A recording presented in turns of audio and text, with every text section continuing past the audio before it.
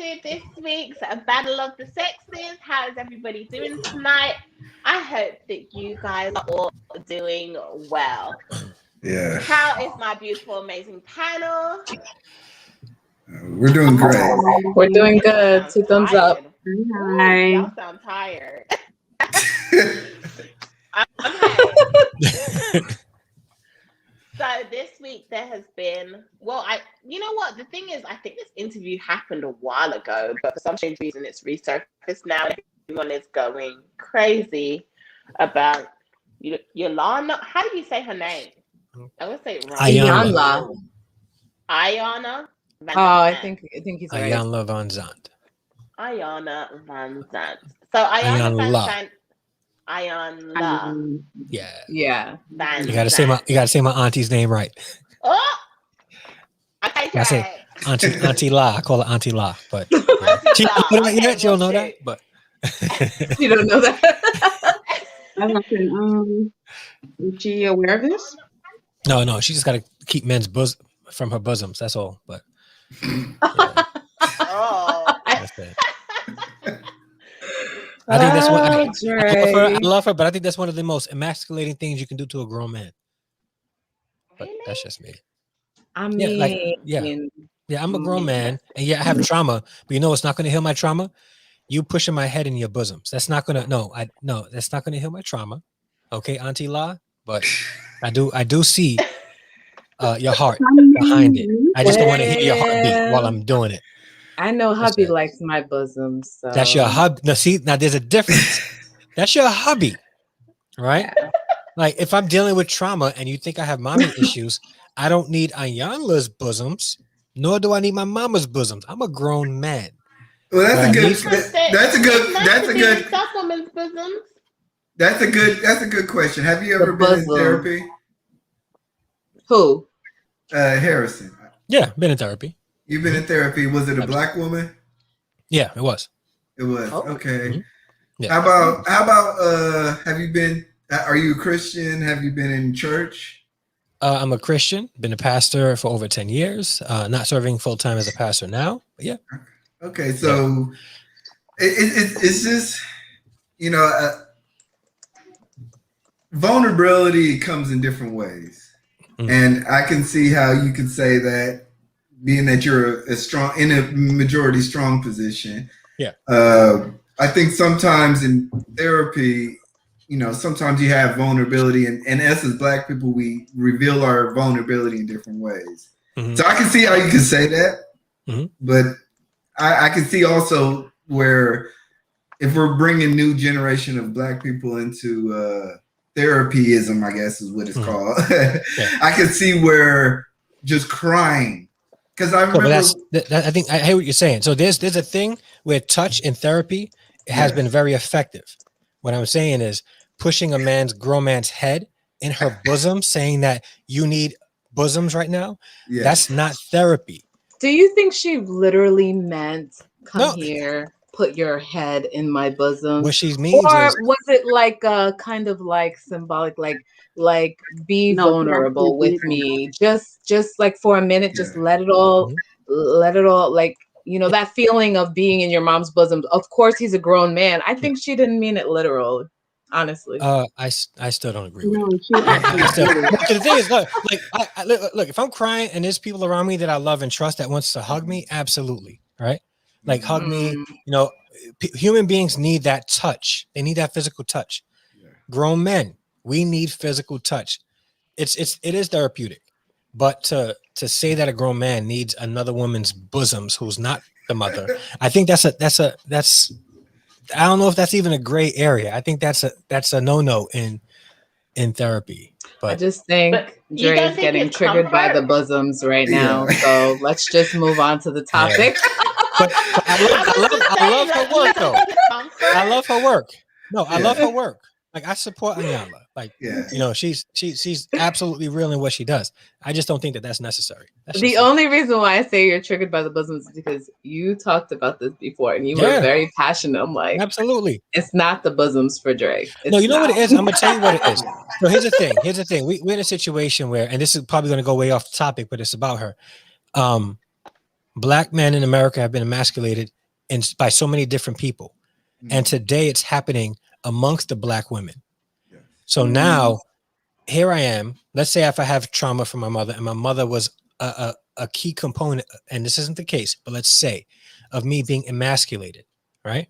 Now the woman giving me therapy wants me to be vulnerable and put me in a position where, you know, it could be deemed emasculating as well. So you can put your arm around me. You can even allow me to put my head on your shoulders, right? I don't think I need to be brought back to that place where I should have been when I was 5 in my mother's bosoms. I'm 35. I don't need to be in your bosoms. Yeah. I just need embrace. Give me embrace, but stop, you know, accentuating the bosoms, you know, because for a 35-year-old man, right, bosoms means something totally different than a 5-year-old boy. So that's all I'm saying.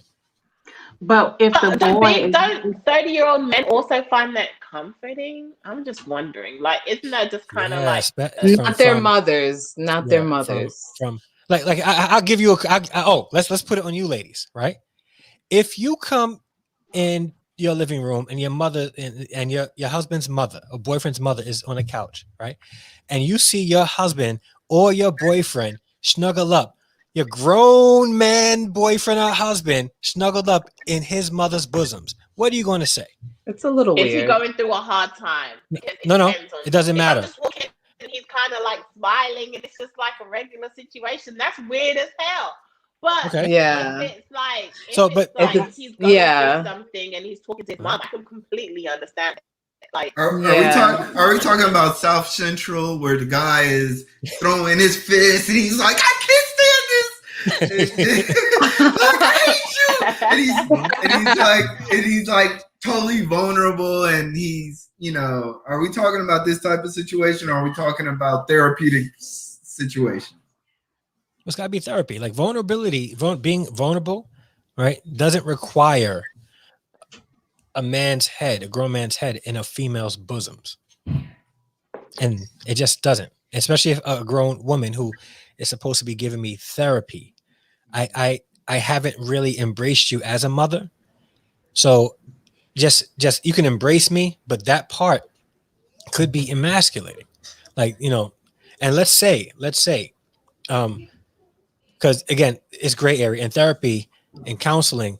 There's certain things that's done so that a person can get healing from it, but not get triggered from it as well. So let's say, for argument's sake, there's a man who never received any kind of affection from his mother, right? Yeah. And Iyanla does that. And he goes off and assaults her because now he hates the touch of a woman because he never received it from a woman. That could be deemed, you know, like, so this within counseling, there's certain activities that is ethical and unethical. That's one of those things that can be deemed unethical, right? But if it works right, you know, no one's going to say anything about it. But if it doesn't work right, she could probably be brought up on charges for it. Yeah. So there's. I think, I think when we get into Black people entering into therapy, I think we're into this gray area of the unknown. Mm-hmm. We really don't know how Black people react to therapy. I remember I took therapy. Man, I took therapy 2008, 2009. And I remember about after the 3rd session, the woman was actually goading me into crying. She was, how do you feel? She was actually goading me. And I wouldn't bust. Like no, it's not going on.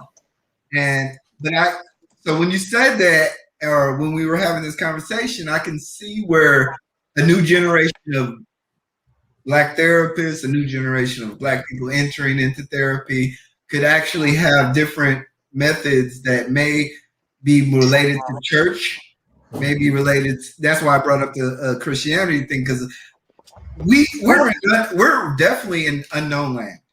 Yeah. We don't know what's going to happen for the next 20, 30 years because we've never seen as many affluential therapists access to therapists. We don't know what's going on. So until 20, 30 years from now, we can see, okay, well, this ain't gonna work. You can't do that, black man. You can't do that, black woman. I agree with you. You're not gonna see me in no bosoms. But yeah, I also wanted to kind of like continue this conversation because it was very, it's a conversation that we could just be like, hey, what do you think? It could work or it may not work. For me, like if I was in therapy and she comes over and the therapist just, comes over and embrace me, I'm like, Go say hi. You guys want to say hi to my twin? I can see you being embraced, Dre. I can see you being embraced. Hold on, I'm going to change that. I'm on the phone with mommy. Huh? I'm on the phone with mommy. This is my twin sister. Hi. Wow. This is my twin. Yeah, mommy want to talk. I'm on a panel, mommy. I'm on a panel right now. Speaking of bosoms. I'm on Candidly Vee's panel right now, Mom. Hi. Hi. Can anybody hear me? Look, yeah, they can hear you. Got talking to the mic. Mommy says hi. Hey, Mom. Yeah, so you're looking at this camera here. This is my twin sister. Hello. Hi. What kind of panel is Dre, this? you need to bring your We talk sister about on your different topics. channel more. I should bring her on, but she's busier than I am. Today we're talking about Black women need to close their legs and open their hearts by Iyanla Vanzant. Okay. Yeah, that's actually a dope title. How many minutes are you got to talk? Dre, how many? She's 2 minutes older. She's 2 minutes older. Okay, I'm 3 minutes older than my sister. She's the more prettier. She's the more prettier twin too. Yeah, but I'm the more handsome twin. I'm the more handsome twin. She's the more prettier twin. That's how it works. All right, Ebony Ivory. You had to put that in there, right? Yeah. Oh, mommy's watching right now. She's watching right now. Mom. Oh, hey, Mom. But, all right, let me get back to the Thank you discussion. so All much. right. Bye. All righty. Is my phone? All right, sorry, I'm back. I'm back. You're good. Okay, What's up? so Yeah. let's talk about. So, did you guys actually see the interview clips of what she said? I've seen someone else do a reaction to her interview, but I didn't see the interview in full. I couldn't find it. Yeah, I thought I seen the interview in full because I love Iyanla Vanzant, so I seen it. Yeah, I saw a lot. I saw quite a lot of it. I seen probably about a 30-second clip of it. I can't remember where, but I've seen some part. I didn't get a chance. But I know Yvonne. I know. Yeah. Right. You don't have to guess with her. No. Yeah, and guess who covered it last night? About Kevin Samuel also covered this topic too. Listen, I would have liked to hear what he said. He probably agreed. He probably agreed, right? He probably more than likely agreed. He agreed. He agreed. I watched some of it, and to be fair, I gave him. I was like, oh, okay, but then it's Kevin Samuel. He always has to take it that little step his further. content is all over the place. Like I don't find consistency in a lot of what he says. Like I'm trying to Interesting. But Hey, Todd, welcome. I thought what she said was profound to me. I agree with what she said. To tell you the truth. But how does that work in this current day where women have become more sexually free? Sexually free? Yeah. Where women are now embracing and taking control of their sexuality and sex in general. So how does that work? We've been oppressed for so many years. No, what I'm saying is, like, as far as what she says, Black women need to close their legs and open their heart. So is she right? Yes, in certain sense she is right, and in a certain sense she ain't right. Okay. Yeah, because it takes two to open your legs. She's opening her legs for someone. Stop. We're not doing that, Robin. We're staying on one avenue. This is about not black men. This is about. This is no. Stop. Why do you guys always do this every time? Every time it's about black women, you guys want to bring black men into it. Why? Every time. Am I not making sense? Is she just opening her legs just to open her legs and making these children by herself? She's opening her legs for a good time, and children come out. So in a way, I do agree. Yes, women need to think a little bit more harder about the consequences of what's going to come about if they do certain things. But at the same time, after it happens, it's not just on her. It really isn't. So you're saying if it's not on her, at the same time, not just on her. Not just on her. I'm going to expose something. I'm going to expose that real quick. But after Andrea says something. Well, I'm saying I agree with what she's saying, and I agree we do need to close our legs because all these kids out of wedlock. Come on now, it's ridiculous. And so and we need to think about who we having kids with, because sometimes it ain't right. Me and that person ain't gonna get along. We just can't stand each other. And I agree with what she said in a sense. So watch this. The question is about black women need to close their legs, all right? And then you bring in the black man. Watch this. We're in a time now when women thinks that they can take control of their sexuality, right? And then they're free to have sex with whoever they want. Did you say thinks that we can? Think that way. Listen to me. Oh, okay. Hear me out. Because in this case, women are trying to take control of their sexuality, and they're trying to control who they have sex with. But then when things go wrong, right? They're in control, except for when things go wrong. And now it takes two to tango.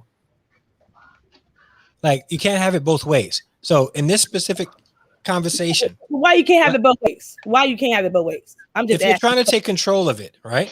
If you're trying to take control, because am I saying I agree? No, but we got to be consistent. If women are trying to take control of their sexuality, control who they have sex with, be in charge of that area, things don't go right, you can't blame the man. Because you were in control in that situation. Now, if it's mutual from the very get, then I get it. But women can't have it both ways. You can't be like, hey, this is my body, it's my choice. I sleep with whoever I want. This is 2021, girl power, we're queens, and I'm gonna do whatever I want with whoever I want because goddesses. Yeah, I'm goddesses, all that stuff. But then when things don't go right, it's the man's problem or it's the man's fault. You can't have it both ways. See, I did not say it was the man's fault. I said that it takes two to tango. That's all I said. I didn't put it all on the man because it's not all his fault either, obviously. But I'm just saying, like, the children coming about is not on the woman alone. It's not.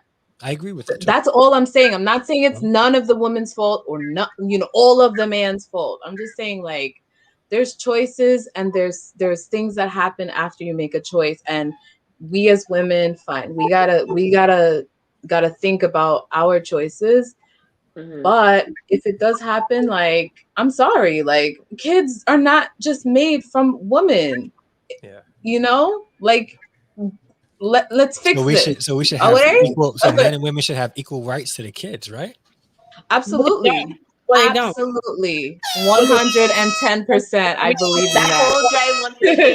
Reality is they don't. Reality is they don't. Yep. That's it. Well, to butt in, I think, I think this is a two-part question. You hear they need to close their legs, and then you hear the open the heart part.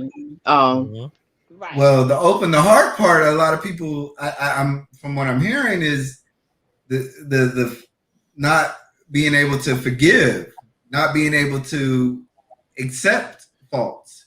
And that's the part that I heard. I think closing your legs is easy.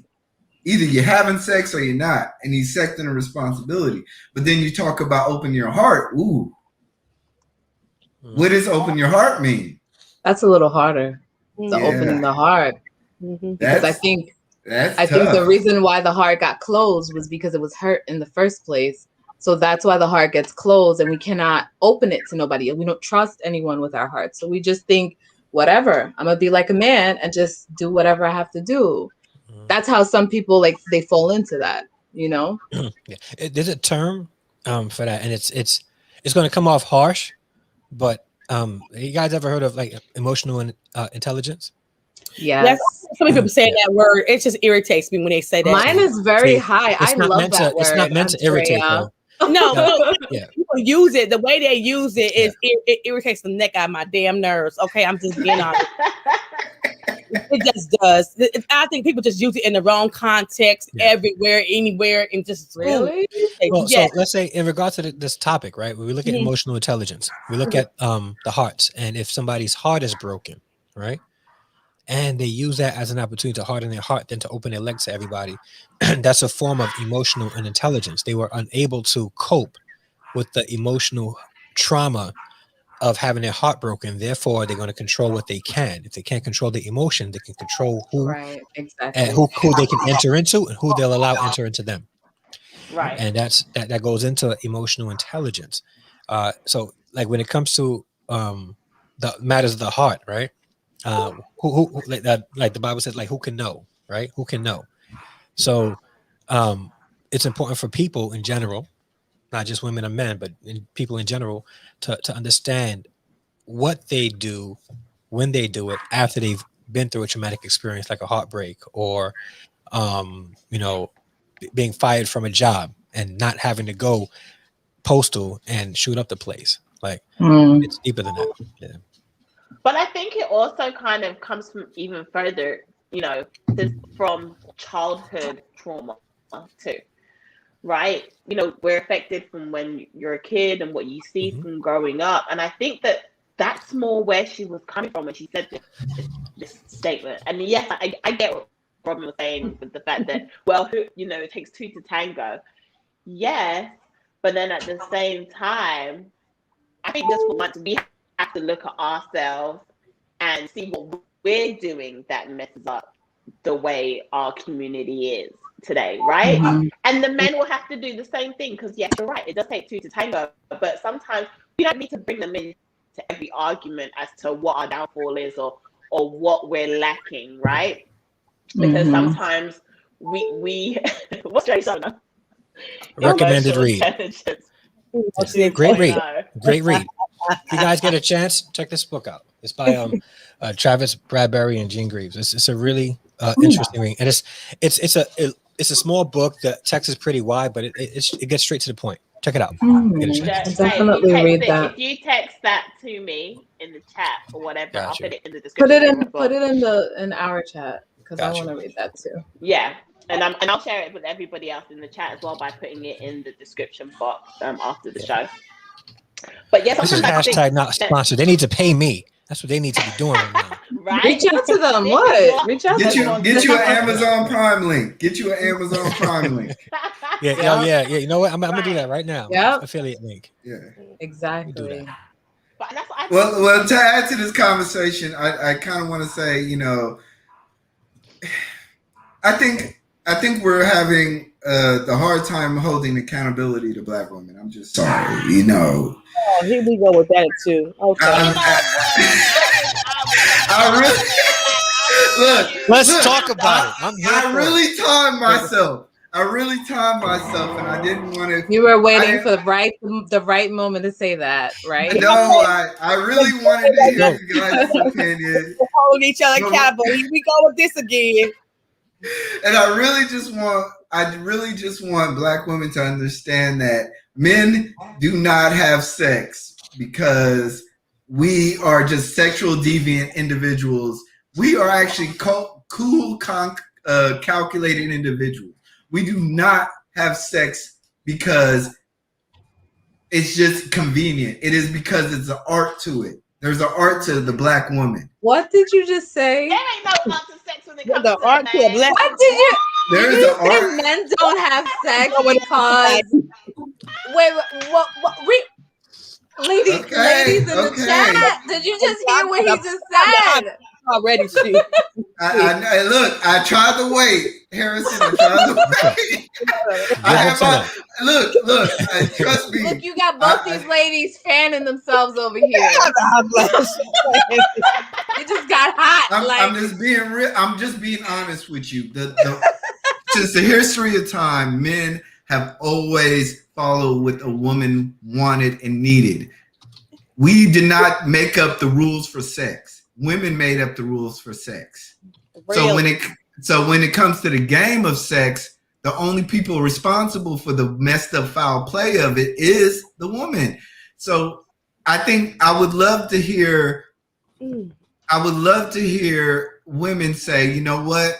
We did not calculate the indiscretions that we wanted to have. And it's not on some old I hate women stuff. It's just really just say, hey, you know what? We made bad choices and we are not emotionally available to give men the things that we want. Oh, y'all There was a time I'm just saying, like, there was a time available to women.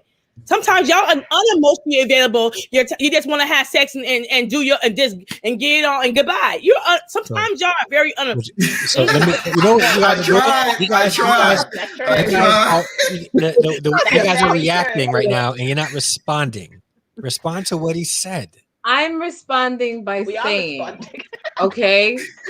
And whether you call it reacting or responding, we are responding to you, okay? Yes, I agree. There was a time when women could not even like be a woman. They had to cover up and they had to be a certain way. And I saw this ad from back in the day where this is how a wife should be to her husband. She should have dinner on the table. Like all these things, like we've been oppressed. So I can understand why women have totally went the other way. Like, you know, have they gone too far with like WAPs and all this stuff happening at the Grammys and stuff? Maybe they've gone a little too far with the sexuality, but there's a reason why we went in this direction. We were sexually oppressed for so long. Now we're just doing what nature wants us to do. Okay, well, nature doesn't want you to do that. I'm very emotional.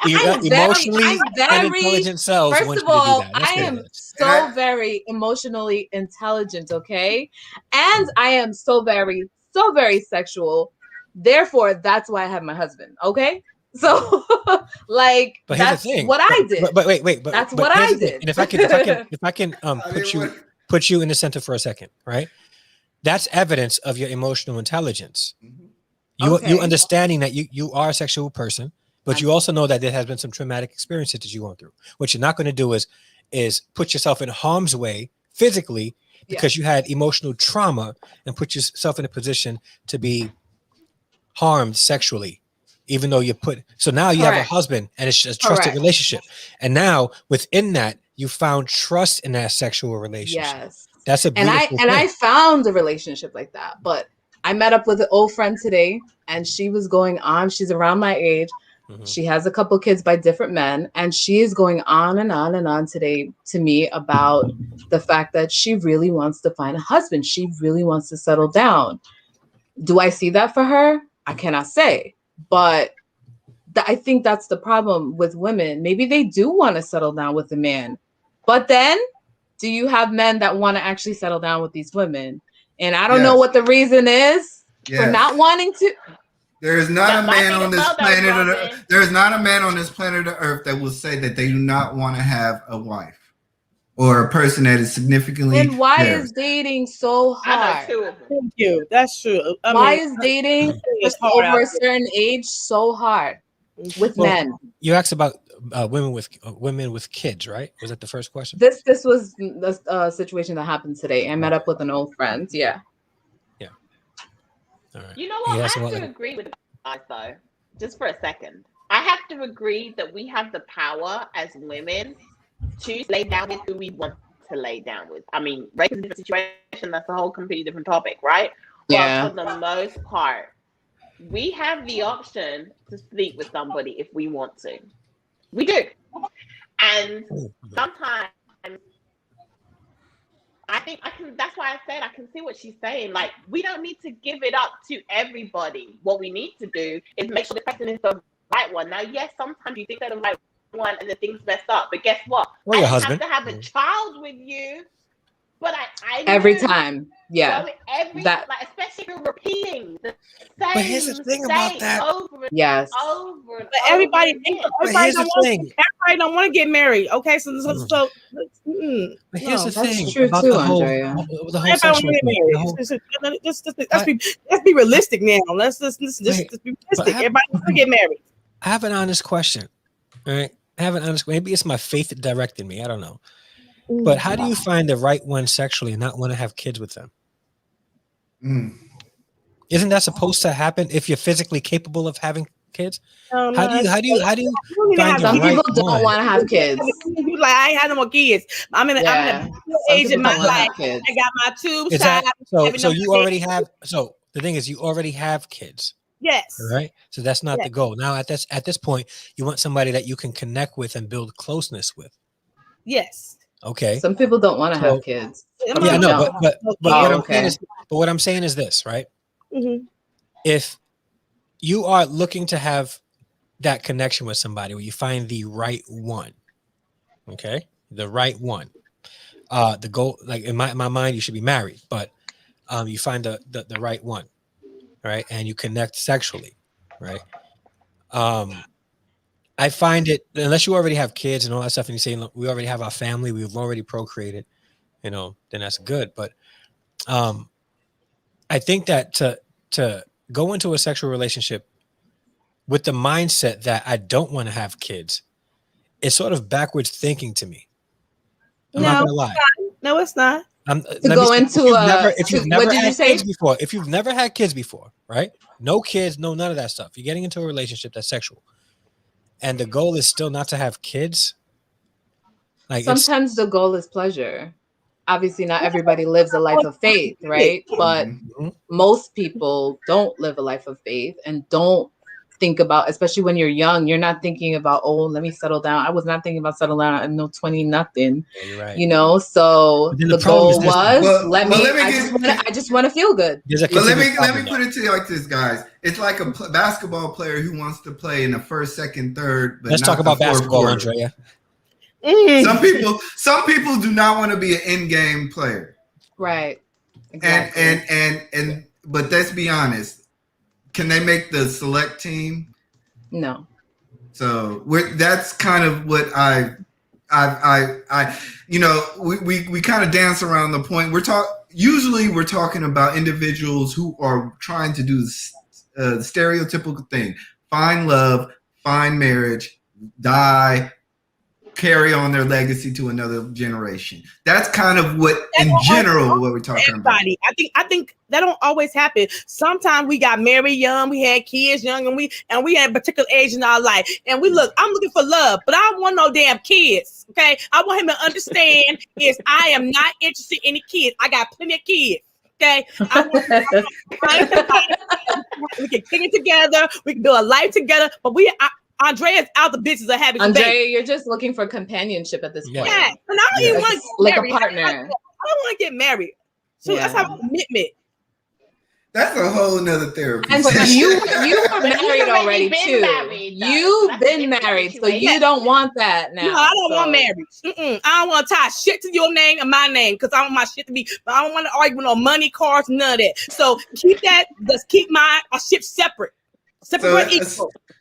So, Andrea, you don't think that's something that's specific to you that you need to resolve? A lot of my girlfriends don't want to get married. They don't been married. We ain't looking for marriage now. We don't have our kids. We living good life, and we find somebody. Dang, Andrea. But are you saying if I get divorced, this is how I'm gonna feel? No, it's not. It's not you, baby. It's you still young, but we in the 40s. We living a good life, and we don't really want. I'm not looking for somebody to be at my damn house every night, okay? I'm looking for somebody I can kick it with, I can go on vacation with, but I don't want you all up in my business like this. Do you want them to be faithful? What? Do you expect them to be faithful? Yeah, because I'm going to be faithful. I mean, wait. E-Black. I don't know about faithful, but isn't like Oprah and her long partner not married? Yeah, doesn't make it right though. Oprah cannot be. We got to stop putting Oprah as the. No, I'm just saying. Doesn't it work? It worked. looks like it's working for You know them. why it works? They've been Because she's together- a billionaire and he's okay with that. That's why it works. So Andrea, so you want what you want. You want a guy who can come by, give you what you need, please you how you want to be pleased, and then go home because you don't want him around all the time. But he has to be faithful to you. Wow. That's It's intense. Faithful. It's commitment. It depends. It depends. Now, how do you want a commitment and not want marriage? At the end of the day, it depends on how we just set it up. If we set it up the way we want, marriage and commitment.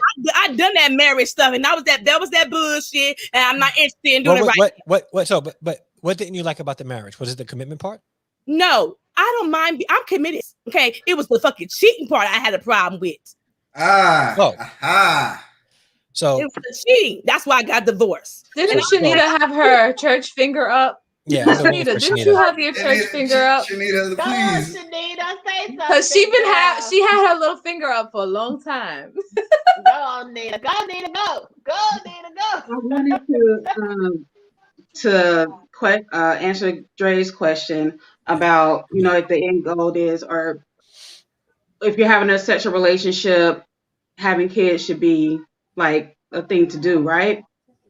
Mm-hmm. Was that it, Dre? Yeah, it's supposed to happen. Like if it happens, it happens.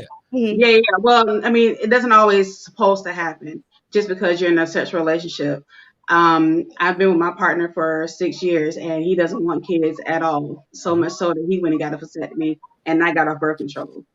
So, and it's not saying that, that's the end goal. Because when I went into the relationship with him, I'm like, okay, you don't have any kids, let me give you some. But not everybody wants that. And he didn't want that. Yeah. And I don't really want that. You know what I'm saying? But I wanted to do that because he didn't have any kids. But it wasn't the purpose to have kids just to give him a kid. Like that's just not the thing. And everybody has different upbringings, yes. And his upbringing is different from mine. He was his and only child, and not a lot of times only children don't want a big, whole family. Yeah. Sometimes they just want to keep it small because that's what they're used to. I had to learn that, and it's nothing wrong with it. It's just different. It doesn't mean that because we're in a sexual relationship that we're supposed to keep having, kids and kids and kids and kids. Sometimes it's just that way, and there's nothing wrong with it. And Shanita, you're not married, but you call him your partner. You guys have built a life together.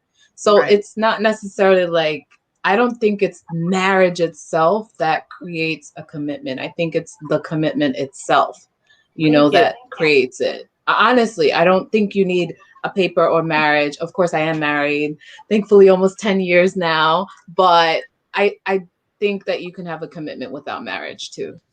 Yes, I think you can. I think it's possible, but that ain't gonna work, honey. I'm gonna be real. No. I need the ring. I need the ring. I need the paper. I need the ring. I don't need the last name. Well, first of all, I need the profession before God. That's the one thing I need. I need you to talk to him in front of my friends, in front of my family. I needed that too. Yeah. I need a profession before God. I need you to submit to God and tell him that this person for health, sickness, and health. And I don't want to go through all those full spill, but that is the ultimate thing about marriage. Is not about the paperwork.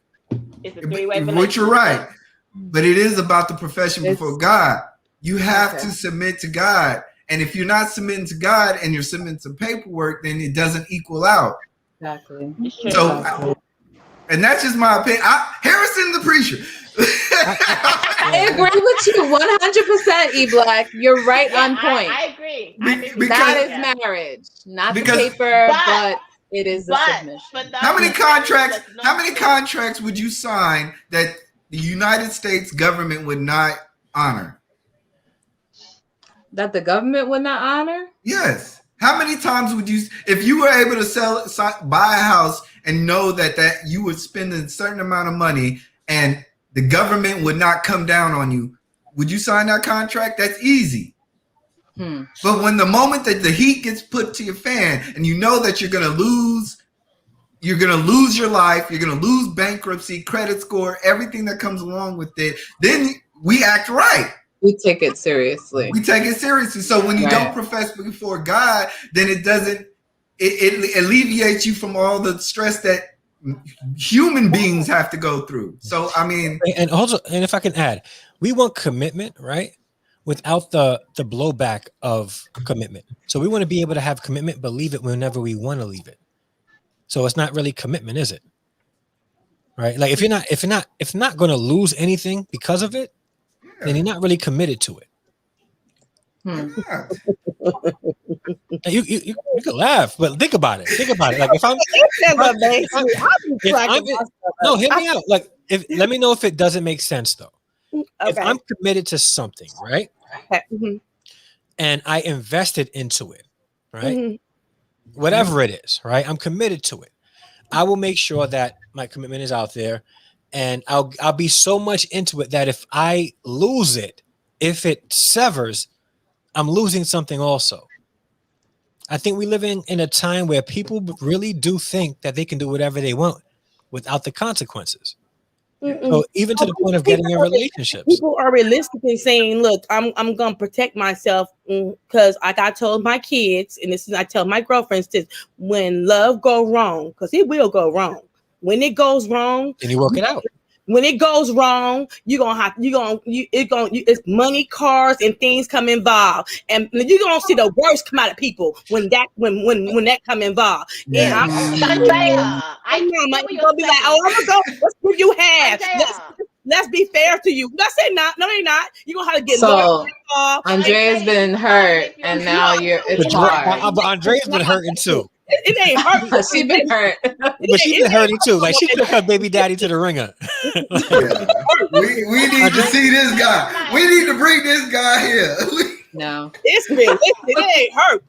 It's the truth. And I had too many girlfriends go through this. So that things can go wrong. Yes, I agree. It's realistic that things can go wrong, but then it's also realistic that things can also go right. Right? And I feel like it takes way too much more energy to dwell on it going wrong. Yeah. And to live in that. I like what Todd put. But when it happens to you and it goes wrong, I'm just saying when it happens to you and it goes wrong, and then you haven't prepared yourself for it, and then the shit, then you like It happened, Andrea. There's 3 people on here who's been through. Well, 4 people that's been through a divorce. I think the person in the chat, Todd, brought up a good point. Yeah. If you want commitment, get you a cat and open that door. Yeah. See how that commitment and love goes. You have to deal with the responsibility of how that cat will walk out the door and be 5 blocks down the street. That's the relationship. Some cats and some dogs, okay? Well, I just it's hard. I'm just trying to understand it all because we all want somebody to be committed to us, right? Yes. Without again the consequences of breaking that commitment. You know, we want to be able to. I want you committed until you're not committed, and then, or I'm going to be committed until I'm not committed, and then I'm going to leave, and then you're feeling like it's something. There's nothing tying. There's nothing that's keeping us bonded together, and I'm just trying to understand why people think that they can get into a relationship, have a commitment, claim to have a commitment, and then all of a sudden not have the commitment anymore. Like commitments don't really go like that. Like I'm committed to you today, but you know what? Tomorrow I saw somebody else that I'd rather be committed to. I'm going to be committed to them. You know what though? But then the other day I saw somebody else I want to be committed to. So I'm just going to be like that commitment word means absolutely nothing if nothing's tying you together. And you know something's tying you together if it severs and it causes a blowback. If there's no blowback, if you are in a relationship and you claim to be committed and you break up and there's no blowback whatsoever, you was never in a committed relationship. Okay. And that's how I'm trying to piece it. So that's why, like, when people claim the whole thing about it's just a piece of paper, it's a legally binding contract. You know somebody's committed, right? Well, you know somebody understands somewhat of commitment because if you get married, right, and you get married legally, that's a contract. And unless you have a prenup, an ironclad prenup where you both leave with what you came in with, all right, at that point, you're going. Once there's a divorce, there's a blowback there. There's a blowback there. All right. At one point, there was a commitment. The commitment is severed. So now there's going to be some blowback. So I don't understand how we can look at commitment so loosely, because then if we look at commitment loosely, commitment is just about you be committed to me.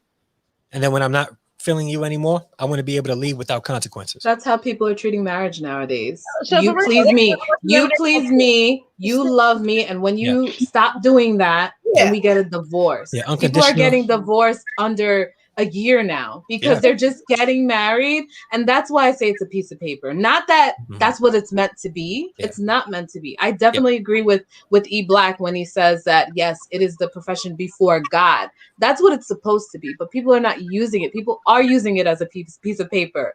Like basically it's like I love you until this, and then after that I'm done with you and I'm moving on to the next. That's not what marriage should be. So that's why I say that it's a piece of paper. My marriage is not a piece of paper. I take my marriage seriously, and that's it's work. It's not easy to be married. So going into the marriage, I knew that. Yeah, if I was in a relationship with somebody, and I was committed, right? And then I just up and say, you know what? I really don't want to be in this relationship anymore. It happens. Trust me, I was never committed in that relationship. Exactly. And I agree. I think if you turn around and you say that, then you're not committed. You're not, whether it be in a marriage or whether it be in a long-term relationship. You are committed to that person. But if you go into a relationship saying, I want a commitment, but I don't want to have to stay if I don't want to stay, then you're not in a committed relationship. I agree 100%. All right. Yeah, definitely. I 100% agree with that. Yeah. I got family over, so I got to go. Well, Meek, click on the link. Come on up, Meek. Sorry, bro. We got this. Hold it down for the bros. There's no more guys. Only E Black now. Who's gonna come up and help him out? He wants to come and help E Black. Hello. Nick coming up. Nick is honorary male. She is. But I also have another question whilst Nick is clicking on that link. Yeah, she said, here she comes. Here dang, that was fast, Nick. I'm going to let her click on it before I take it somewhere else because I have another question. Nick said you should be able to just leave. Did you see her comment before she came up? It's not a jail sentence either. Right? Yeah, I think that's another thing too. I think people are just not non-committal. I just think this day and age, people feel as if, they can go back to Blockbuster and just turn the video in. It's just not. It's not like that. Just return it. Yeah, just return it. Return my marriage. I didn't like the movie. Here's my receipt. Take it back. Just take it back. It's like, no, it's like you have to be able to stand on something physically, spiritually, emotionally. There's not. If you're not willing to do that, then I think you need to probably reevaluate. Take therapy first of all. That's my opinion. Because a lot of people. Hey, Nick. Hey, Nick. Hey, Nick. Nick, you came up here quick. I had to come get me some of this. No. Go on, Nick. Let us know. Let us have it. Okay, look. Sometimes people are over it. They're over. You can definitely be committed to someone, and and say, okay, it stops here. Like think about people that are in abusive situations, or people who feel not unfulfilled, in the relationship or marriage, and then they say, hey, I need to find something more solid, something more fulfilling, and that's their right. It doesn't mean that the people weren't committed. I think you go into it wholeheartedly, with positive vibes, stars in your eyes, and then reality sets in, right? Yeah. And I think we ignore that. But, and also I feel like a lot of people torture each other to stand together by saying, oh, this is a marriage, it's supposed to be forever. And you're stuck because you don't want to become a statistic, or you don't want to become part of the the people, or you don't want to defy the church, or things like that you have hanging over your head, where you feel like, oh, well, this was a mistake 5 years down the road because we're now different people. than we were when we were 25 and now we're 30, you know. It's true. And you know, so I don't necessarily feel like we should be forcing people to stay together or stick it out and tough it out when there's someone out there that can make you much more happier. Yep. And you just throw that all out the window to force a relationship. I would never want to stay with anybody who is unhappy and don't want to be with me. That's right. out. Yeah. So I'm sorry. You know, she brings up a valid point. I agree with that. I think that marriage is not jail sentence either. No, everything is a different everything comes in different circumstances, right? And there's different situations for different things. However, I find that, and I agree with you, I don't think it should be a jail sentence. If this isn't working out for you, then yeah, you can leave. I think marriage takes a little bit more. I think it should be harder to get out of a marriage, and you should actually work on it. But that's my personal opinion. But I also find and feel like there's a lot more people that are in it for now. Like, I'm just here because this is satisfying my need right now. This relationship is satisfying my need right now. And that's where I think Dre was talking about, where you're not really committed because the next fine thing that walks by, you gone and you own that. Like, you ain't, which is not good. Commitment. And I think there's a lot of relationships that are like that. It's like, this suits me now, I'm comfortable, I'm just gonna stick it out, you know. But then as soon as but they're doing that now without even being in marriages. Like, I mean, I'm sorry. They're doing that. I'm sorry, they're doing that now with being in marriages. The marriages are the worst ones. Like, it's true. Sometimes they are the worst. Well, not all of them, but you know what I'm saying. Not all. Well, the thing about it, I'm sorry. If that's how you feel. I'm sorry. Like, I'm just totally in disagreement. You know, when you get married, it's literally a stance before God. A lot of people are not godly. Those are your beliefs, though. But what about the people in the back who don't subscribe to that? Yeah, that's what I said. A lot of people are not living a life of faith. Let's make it clear. If you're entering into a relationship with a person that does not believe into a higher power, then you're going to run into these issues.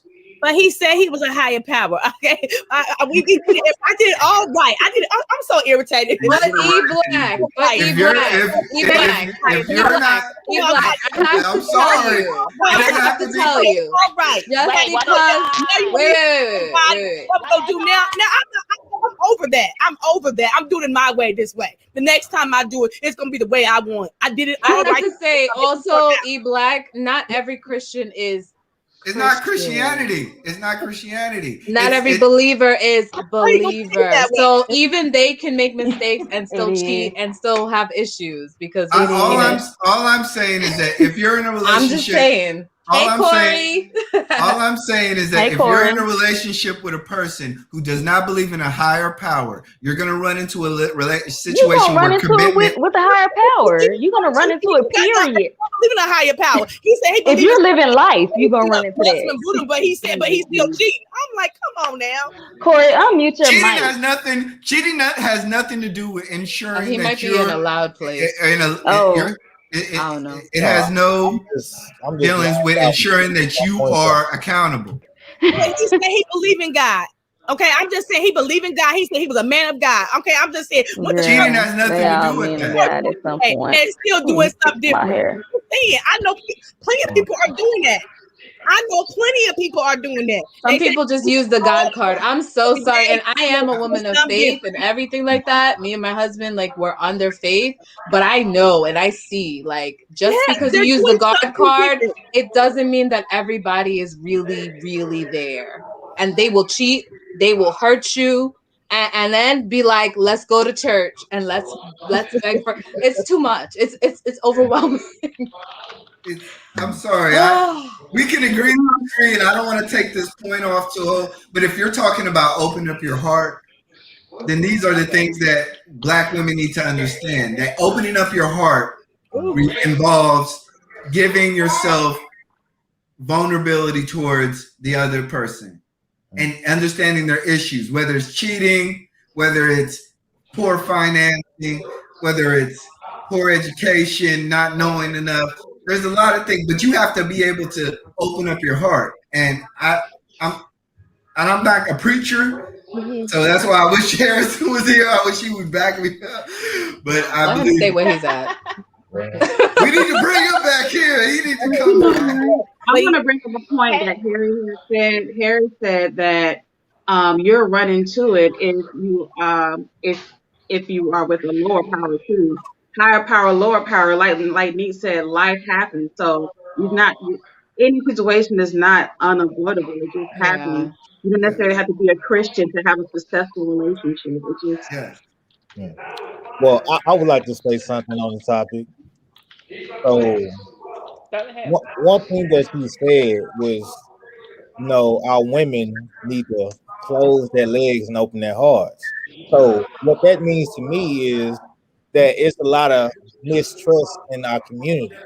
It's a lot of people having sex and having babies, but we don't trust each other. You know, so we need to rebuild that trust. So instead of us going around and cheating on each other and having this mistrust, even though we having so much babies, we are not in a place where we can even talk to each other. You know, Mm-hmm. we're not even in a place where we can understand each other. So we need to build a foundation. One thing that I have learned about women, they particularly want three things. Well, when I say women, I mean like mature women that's probably over the age of 20, 25, 24. You know, What so do we want, Corey? What do we want? well, You're gonna go in that hot water. Again, you know, And watch your tongue. one I'm thing on I duck. is consistency. Y'all want somebody, or y'all want commitment. Y'all want communication. A lot of times, men struggle with the communication. A lot of times we are told, "Oh, don't don't be weak. You can't talk. Don't show your feelings." But a lot of times, that's what y'all want. We got different communication styles, and a lot of times, what men want, we want. A lot of men talk about is cooperation attitudes. That come with the trust factor because a lot of times y'all give us attitudes because y'all don't trust us. So it's all reciprocal. Okay. I like that. That's I like that. He put it well. That's true. Did well. Acceptable. You pass. So my question is, right, going back to Miss Van Zant, my question is, because this is how I interpreted what she said when I heard a little bit more of the interview as well. Do we feel that hurt people raise hurt people? Do you feel that just moves from generation to generation to generation? That's such a good one. Because a lot of the time, especially if you watch her show, I don't know if a lot of people watch her show, she usually has, like, a lot of the time, it's like 3 generations in these situations. Someone has their TV. I'm sorry. TV loud. Somebody's TV is too loud. Yeah, I can barely hear. Sorry. Oh, that may be mine. Is it yours? Mine? I'm sorry. Yeah, it is yours. Yes. Yeah. Sorry, Nick. So I'm just saying, like, if you watch her show or whatever, she usually has like 3 generations of people that she is guiding, giving advice to, going to therapy with, right? And it always comes down from, well, mom was like this, right? Or grandma was like this, and she taught my mom this. Then my mom came like this, and then my mother taught me this. And it's like, even though you want to change how life has come down on you, sometimes it's hard to break that generational curse or bond. And I feel like that's also something too. It's like, why are we having, I mean, I know sometimes, I feel like sometimes people think kids fix things. I think a lot of women feel like kids fix things. Kids, and they don't make the man stay.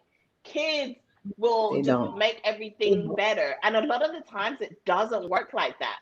But why are women choosing that route rather than working on fixing yourself completely and wholly before either going into another relationship or even making that decision to have a child? And I agree. coming from. I think that is something that we have to take ownership on for ourselves. Men can't make us do the things that we do. We're choosing that. We're planning to do these things. And I think we have to take ownership on that.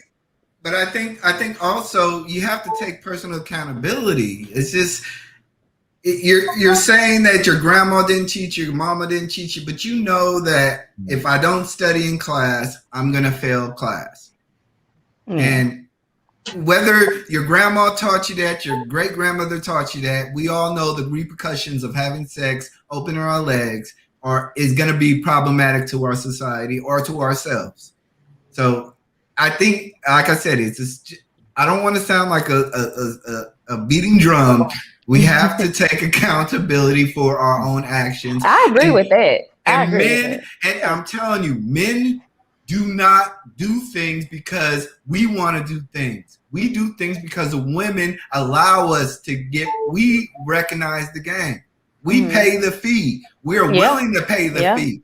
And if the fee is $25 on one street, and if the fee is $10 on another street, guess who's lining up? Yeah. So it like I said, we don't want to. I think Ivana is just really taking accountability for women. Close your legs and open your heart, and we will see a better result in our community. And I don't want to I don't want to sound preachy, but it's not really a hard question. I agree with that, because we have a lot more to bear once we open our legs, right? Because if we get pregnant and we're not married to you or in a committed relationship, guess who's raising that baby? Yes. And then it goes to torturing the man, right? For 18 years, because they don't see it for you. You weren't the wife material, you were for the night, and now they have to constantly look at you. So there's that. But when did having a child not become the greatest gift on earth? When we started abusing the privilege, I think. I agree. Interesting. My thing is, the woman has to heal, but she has to have gotten hurt from somewhere. Yep. So I got hurt on the playground. When are we going to get to that cycle? On the playground, I got hurt by my third grade sweetheart. It's going to be a never. What did she do to you? Cycle. She left me for a guy. In third grade? Yes. What? Maurice took my girl. Wow. You remember? Maurice. Triggered. Like we cannot play this victimhood. We have to be real. Like it's just, I understand one guy, two guys, even 10 guys could do damage. But when you talk about bringing a human life, that's fine. It's like mind-boggling. You can bring a human life, and she's still it's not being healed. See, she can bring a human life and still be that kind of person. She can bring that baby in the world, but she's still not healed. She's still damaged. So yes, she bringing forth a human life, but is the woman fixed? No, she's not, and she bringing forth life too. Okay. What were you saying? So Nita, what were you saying? Yeah. But go ahead, Nita. You're in the middle of something. I'm sorry, Nita. I can tell Nita likes to put in her points. Because I wanted to hear one, because I think I had a rebuttal. Nita has she has a gentle voice, so it gets washed away a little bit. Yeah, I personally apologize for cutting you off. No, it's all good. My thing is, the hurt has to have come from somewhere, and until we get to the root of that, it's going to be a never-ending cycle. So we can talk about the women being, hurt and taking accountability for her stuff and, hear her heart and close her legs. But why is she like this in the first place? Mm-hmm. It could be, trauma from her parents. It could be trauma from another man, but it has to have come from somewhere. So how about we work on both of those so we can move forward together, not just the woman taking all of the responsibility of why, what, and when, but how about let's work on this together? Why does it have to be, well, she needs to do this, and that's it?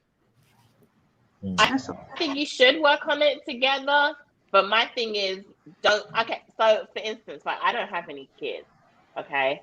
I don't have any children yet, and I have a past hurt, right? Or a past situation like my divorce and whatever. But if I'm still angry and bitter and feeling a type of way from that past situation, number one, I don't want to bring another man into that because my negativity is going to go on him. Our relationship isn't going to grow. And we're not going to laugh. Number one, right? Number two, we have a child together. I'm still bitter from what happened to me. And then my child constantly hears that and feels that. And when they start psychologically, it starts to mess with them when they're younger and they're growing up because that's all they're seeing. Absolutely. What's going to happen then? Your child has a child and we're back here again. It's a cycle. That's why I'm saying sometimes we have to stop and really take a look. I get, like, yeah, we can work on it together and whatever. But at the same time, sometimes, like, for instance, if it's a family situation, like it was passed down from my mom or whatever, my man has got nothing to do with that. Or whoever I'm with has nothing to do with that. I got to fix that. That's on me. That's my issue. Right? But if my past hurt is because of a man, I think it's hard, but I just feel like we need to really assess ourselves before we get into new relationships. Right. Women yes. or men. If you are hurt, 100%. Because you have to. Women and men, both single, they're separate. Like just you. Yeah, I feel like we're putting the onus on the man that comes to you. You know, and you have to fix me. Here's all the broken glass pieces. Oh no. Put me back together, you know.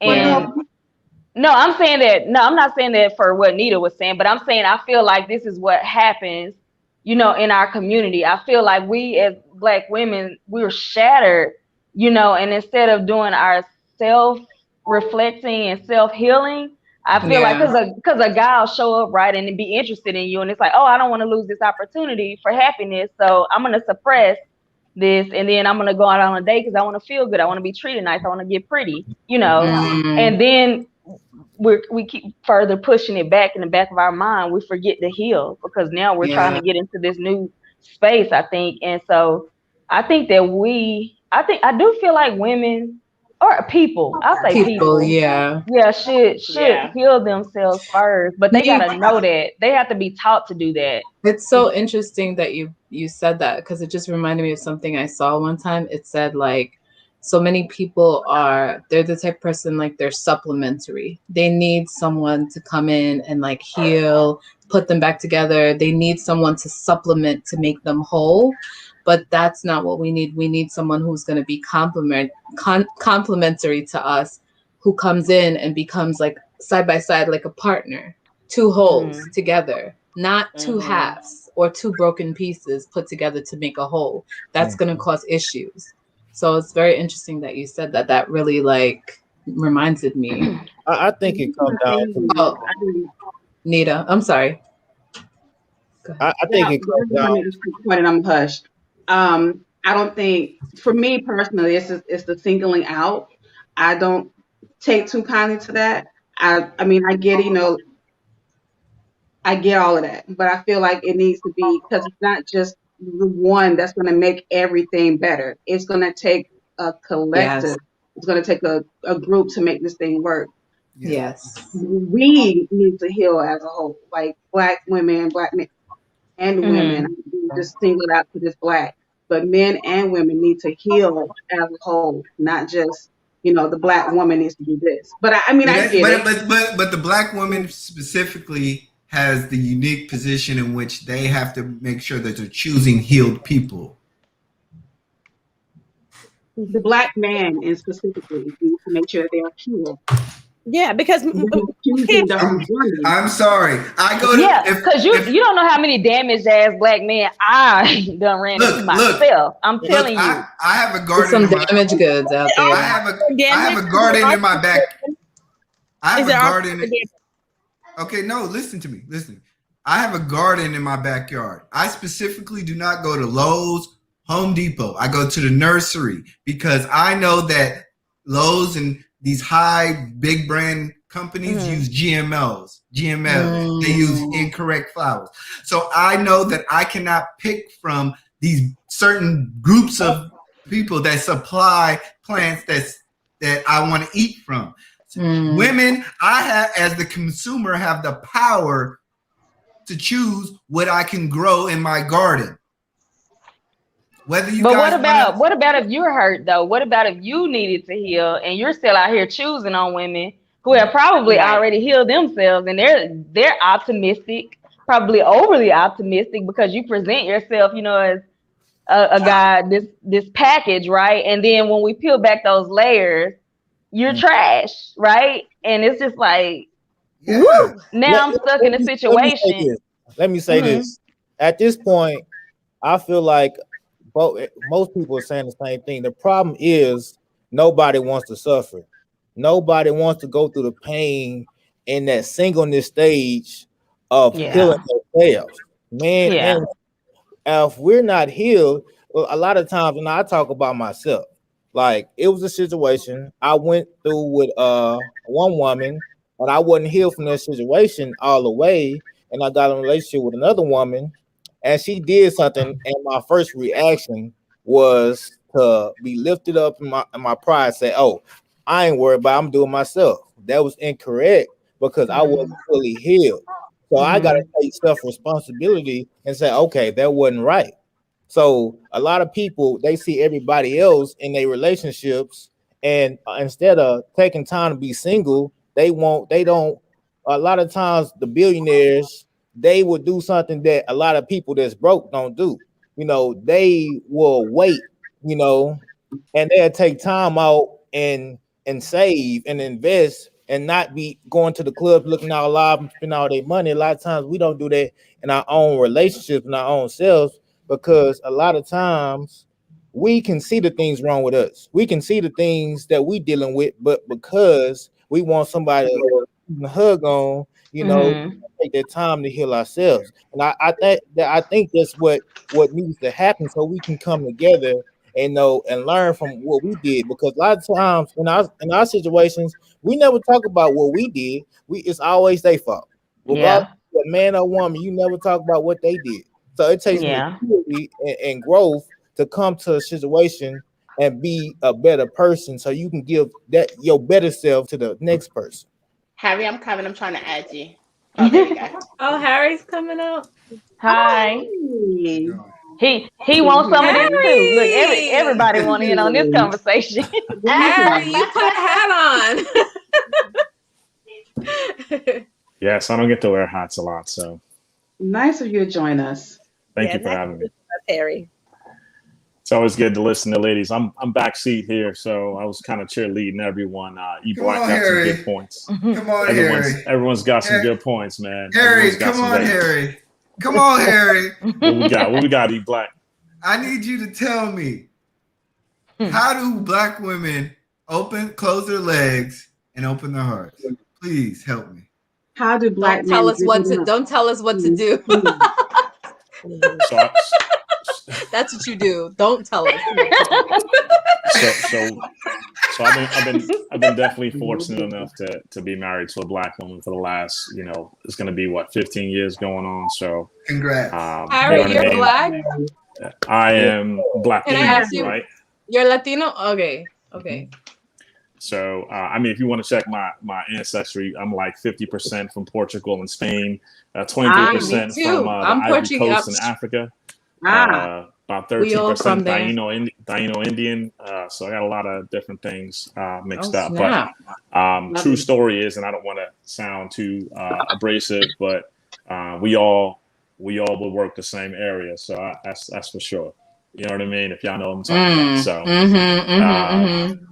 Some of us don't look like each other, and that's cool, and I'm good with that. But to get back to E-Black's point or question, I say it starts with the men. We got to cheerlead this. I would definitely say that men got to be a part of this and help out. We got to do better. We got to do much better than what we trying to do. So I definitely believe that if we're not sitting out here cheerleading the women where we came from, we definitely we're helping the demise. We're helping them hurt, and we're definitely not helping them heal. So definitely believe that it's not 100% on the man, but it's definitely a full commitment from the man. Where's your fan? I don't know. It's above me. Nita fan. Oh no, not you, Nita. My high five. You can't be saying the right thing too. No, it's true. It's true. I mean, it doesn't matter the community you come out of or you come from, right? I think that beautiful women, all women need a great cheerleader in their life, especially when you talk about the history of just America. I know Candidly Vee, I know you from the other side of the pond, it's Paul T and stuff, but it's even there. Yeah, it's even there. Even there, you got your own struggles and stripes along the way. But I do think that we need to be men. Again, we need to be a big cheerleader in that, and however we can help. If that's just you want me to listen, I'll listen. I won't comment. That's fine. You want me to be a shoulder to cry on? That's cool too. But how do I help you build yourself up? And how do I help you do that? And if you can help me along the way, then I'm gonna be that. I'm gonna be your biggest cheerleader. Now, but that's after they choose you. Yeah. I will say this. There's that. There's that. Let's point out, good old obvious here, right? Absolutely. Yeah. And that's Vee's point. Yes. Vee said, "We're the ones who choose." You choose the coach you want to be in. Like we talked about spirituality and religion and stuff. And me personally, I flex between the two. I'm like Catholic light. So, that's funny. I do what funny. I do. I never heard that one before, but that's funny. So, look, I show up at any church, any denomination. I've been to a Jewish temple. I've been, you name it, I've been there. And it's not so much me seeking a specific God. I know who I need to pay homage to. I know that because when I got married, we go from 2 to 1, right? And that's I'm good. I'm good. Don't need somebody to reference a certain proverb.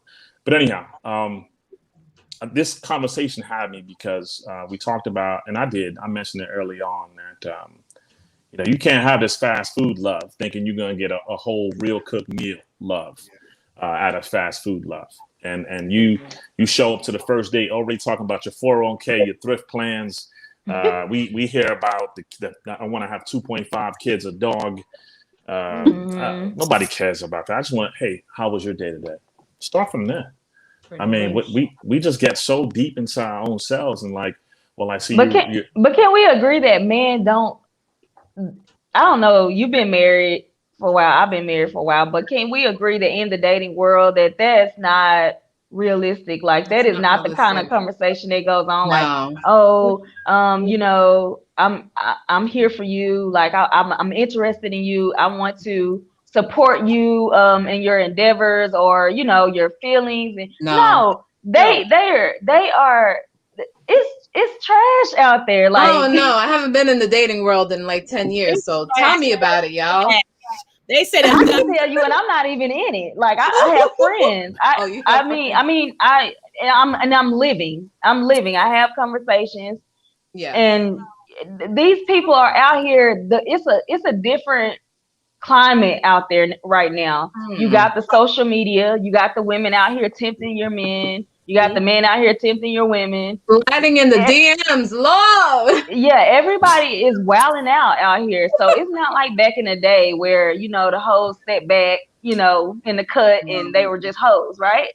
And they didn't come out, they didn't show their face and, and now they all out here like, girl, your man got me this bag and they rapping about it. They twerking to it. They, they making you feel bad for being a wife.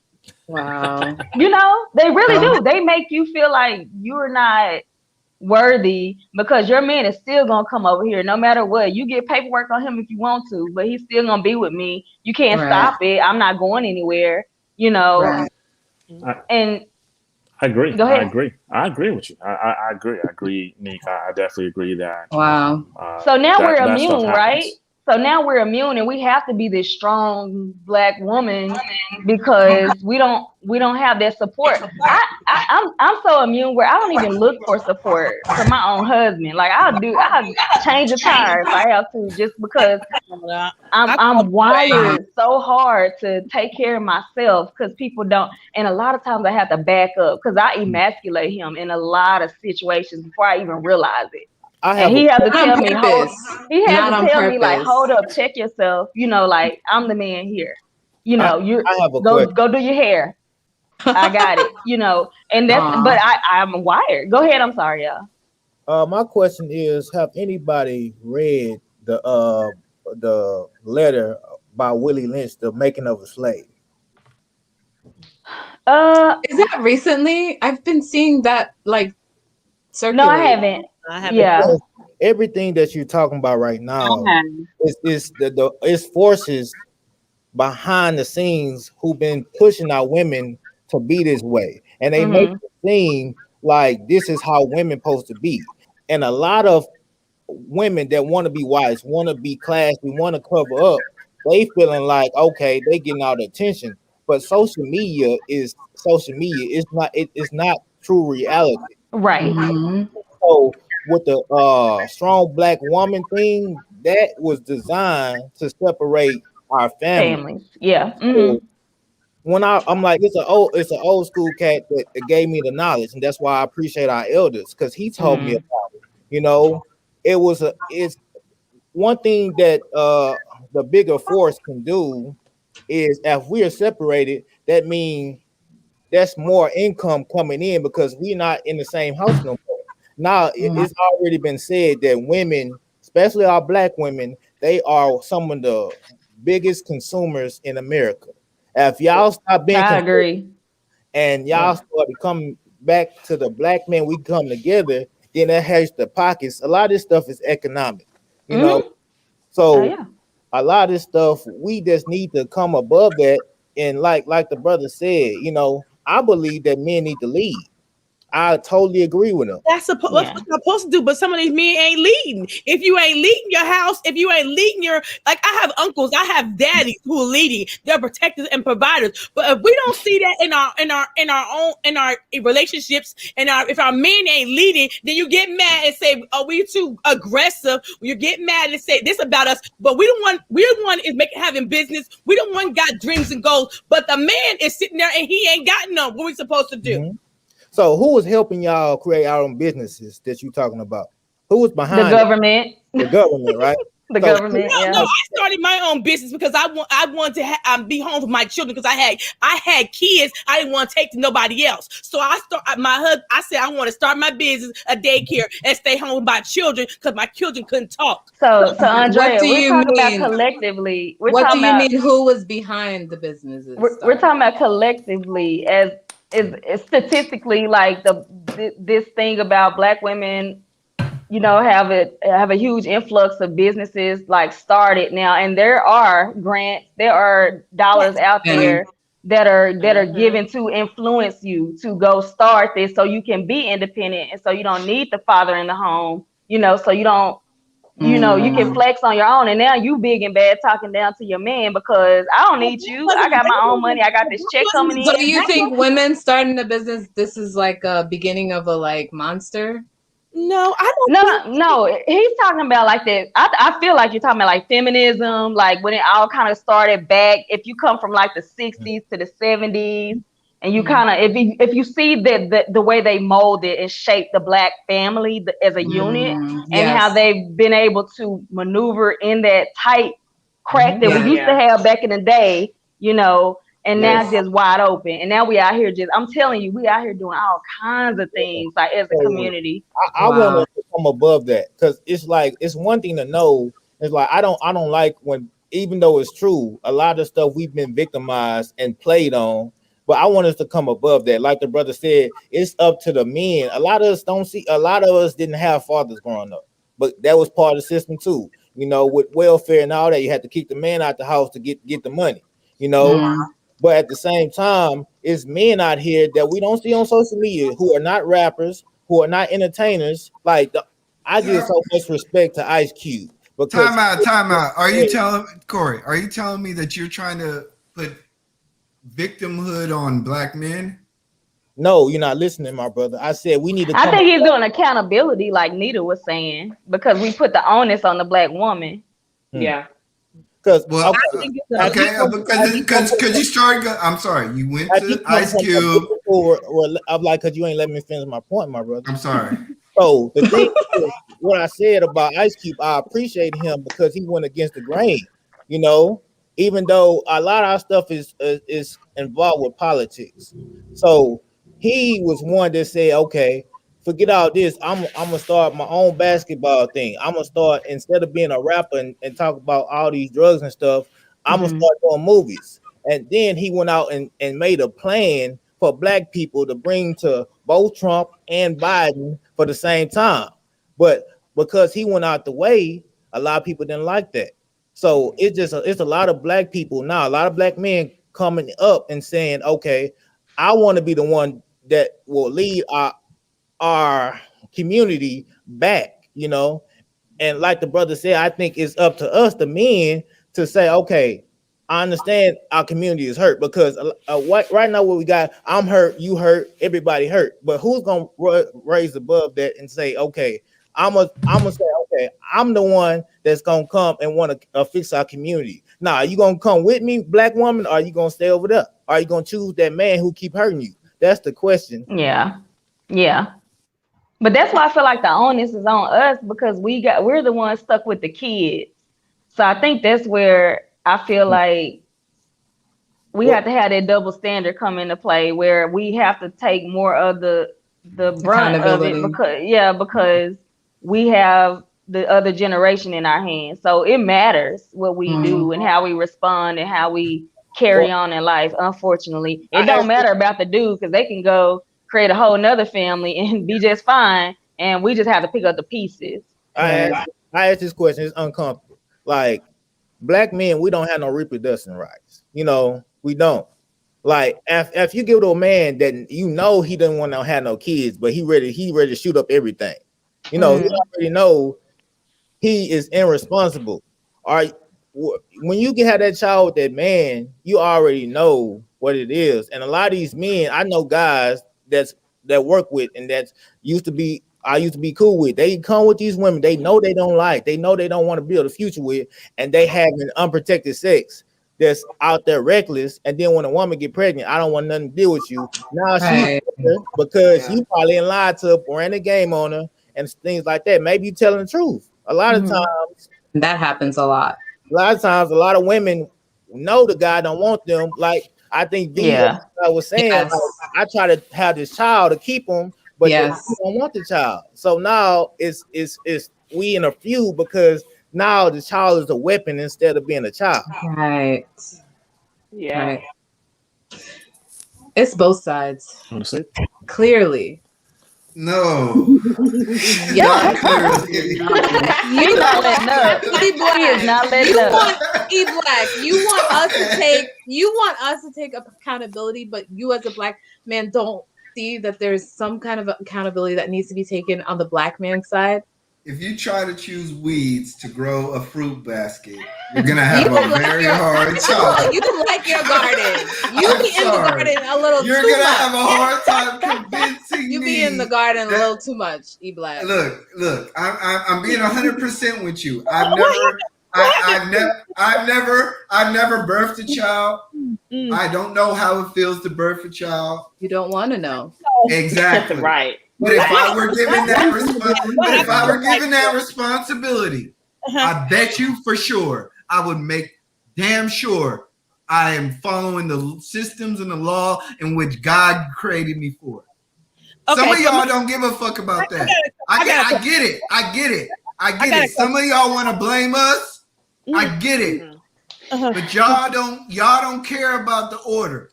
And then y'all want us to follow the order. Okay. If it's an order, because if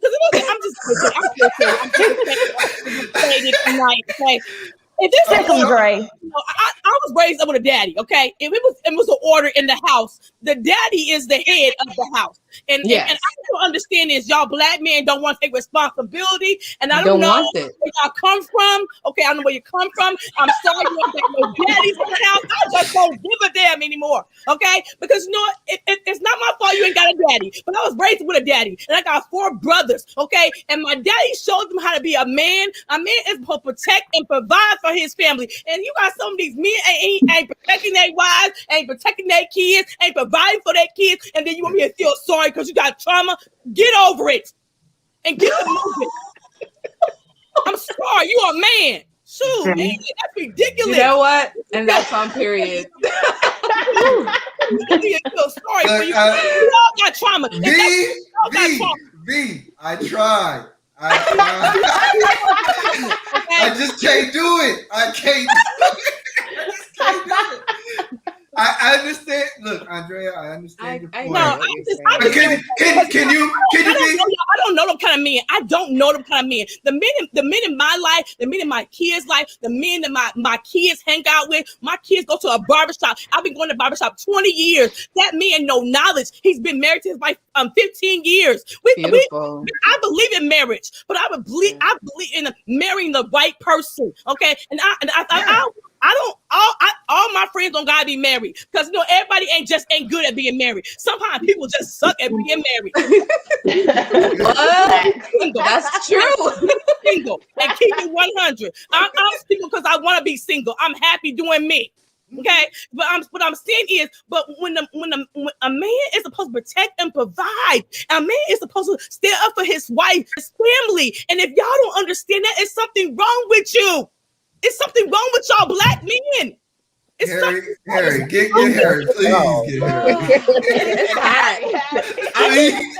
Harry, fan me, Shanita. So I want to say first off,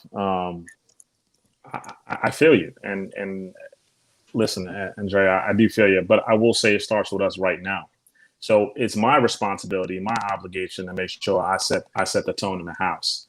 Yes. Yeah. So since I didn't get it before in my past. Some of these men don't want to set the tone. Some of these men don't want to be providers. I had heard somebody say a man is supposed to. I was like, you're supposed to lead. He said, I don't want to be a leader. What is that? Who says that? You are a black man. You're supposed to lead. You are born leaders. Who says that?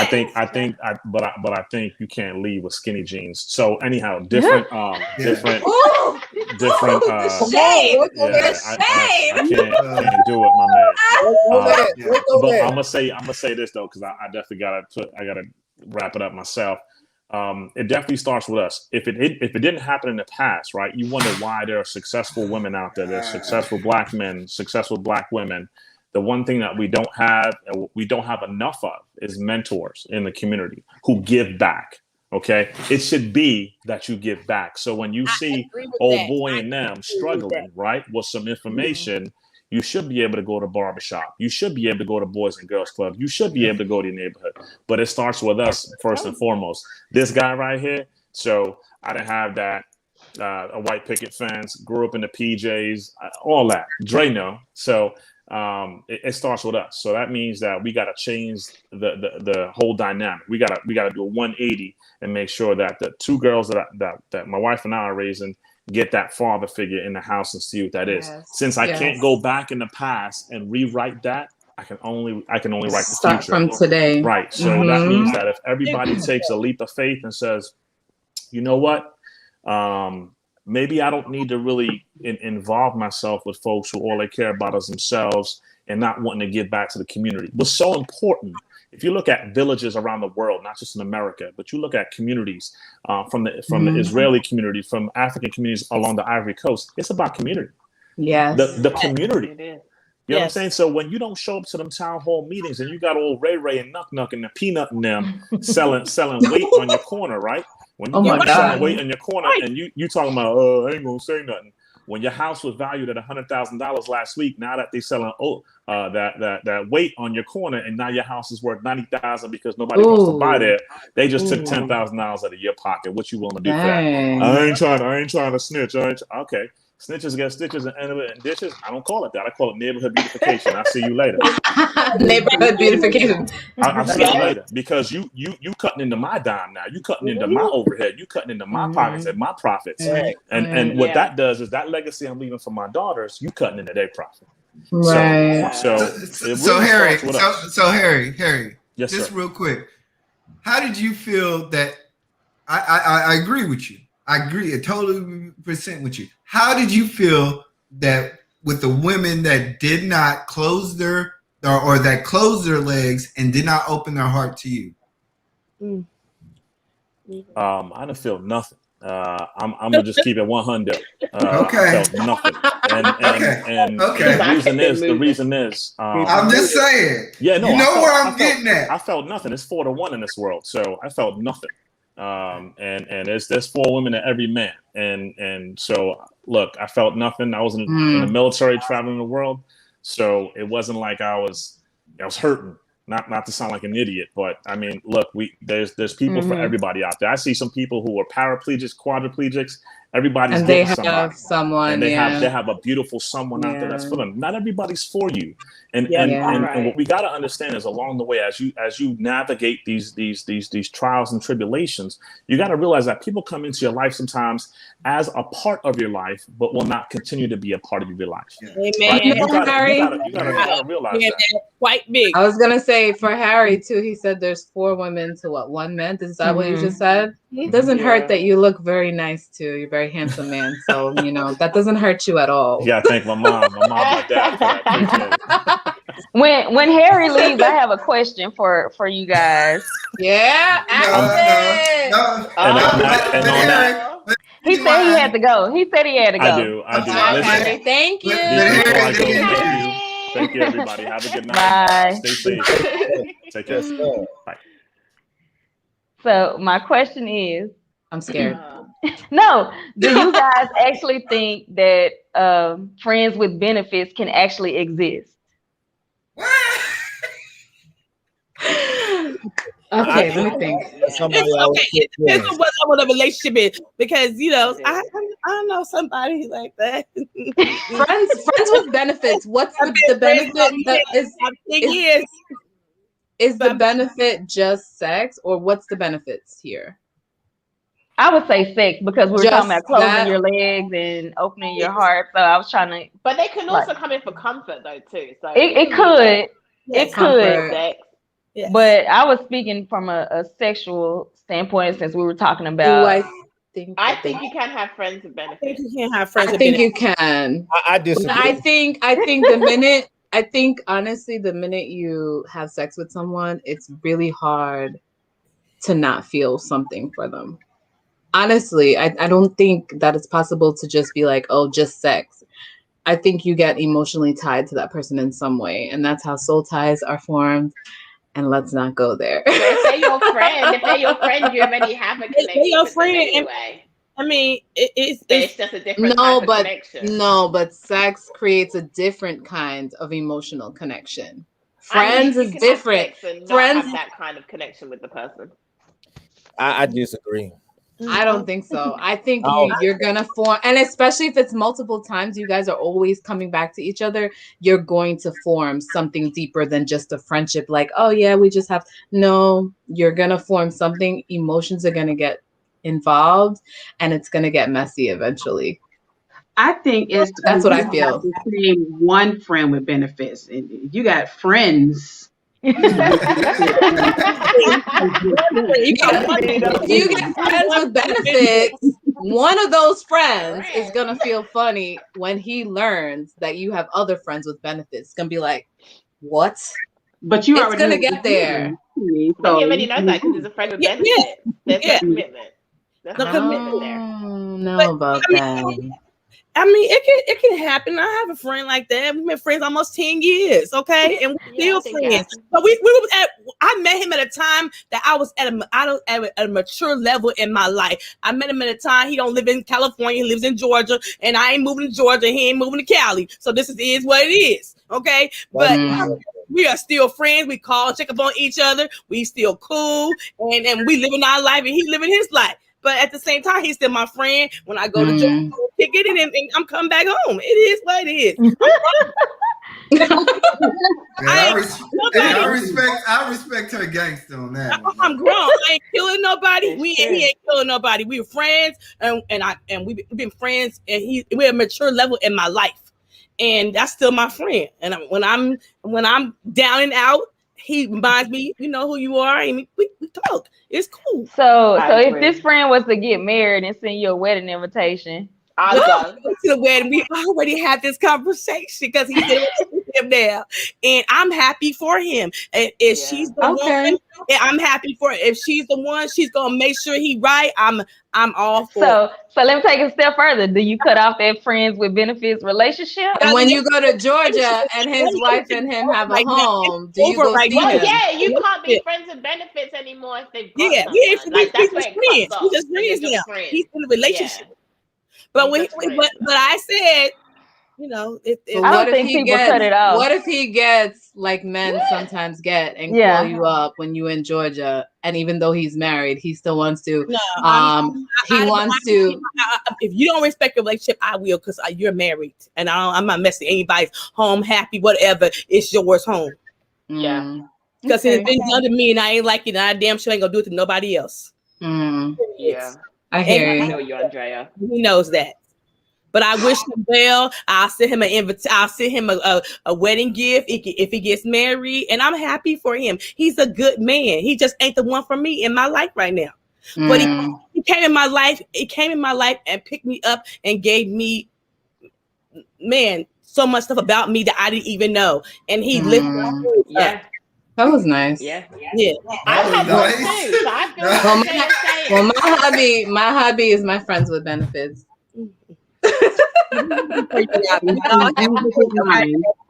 I agree with you, girl, because I've had one too, and we literally when either one of us go into a relationship, that's it. It got cut off. Friendship. It's not. It doesn't go beyond that. Look, we are mature people. We have conversations, and me and him have conversations with grown people. Okay, and when I'm grown, I say I'm grown. And he came in my life at a time that I was grown and mature, can handle that. Now, if I was like 22, 23, I don't know, I could handle that. But he came at a different point.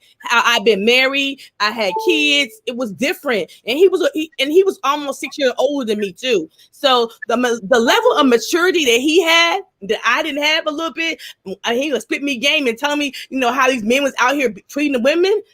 I learned so much from him. I don't think everybody can do it. No, honestly, I've seen it continue. That's the thing. Yeah, I've seen it continue, and I was like, so is this? And the excuse is we're friends. We're just friends, and so they don't see sex. But wait, they're friends. I think they're sleeping together. Mm-hmm. Yeah, and they're married. Well, one is married. Well, that's different. And the other guy doesn't know about it. The other partner doesn't know. The guy is married, and the girl knows that. But this no, because the wife is not involved. They're still friends with benefits. Because I don't know. I'm trying to articulate. There's a problem there. Like, why is he still going back? It's a line cross. It's a line. It's a line cross because. But he says this is so. His thing is, this is my friend. It's always been my friend, and if something goes down, it just goes down, and it is what it is. And I think there's a line crossed already. Yeah, he crossed it. Yeah, and there's no respect for the relationship. I can see if both of them were single. Like if they were single, not in a committed relationship, then whatever. Do it.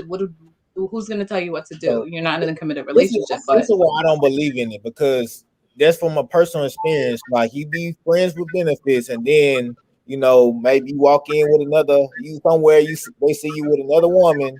It's a problem. It's a problem.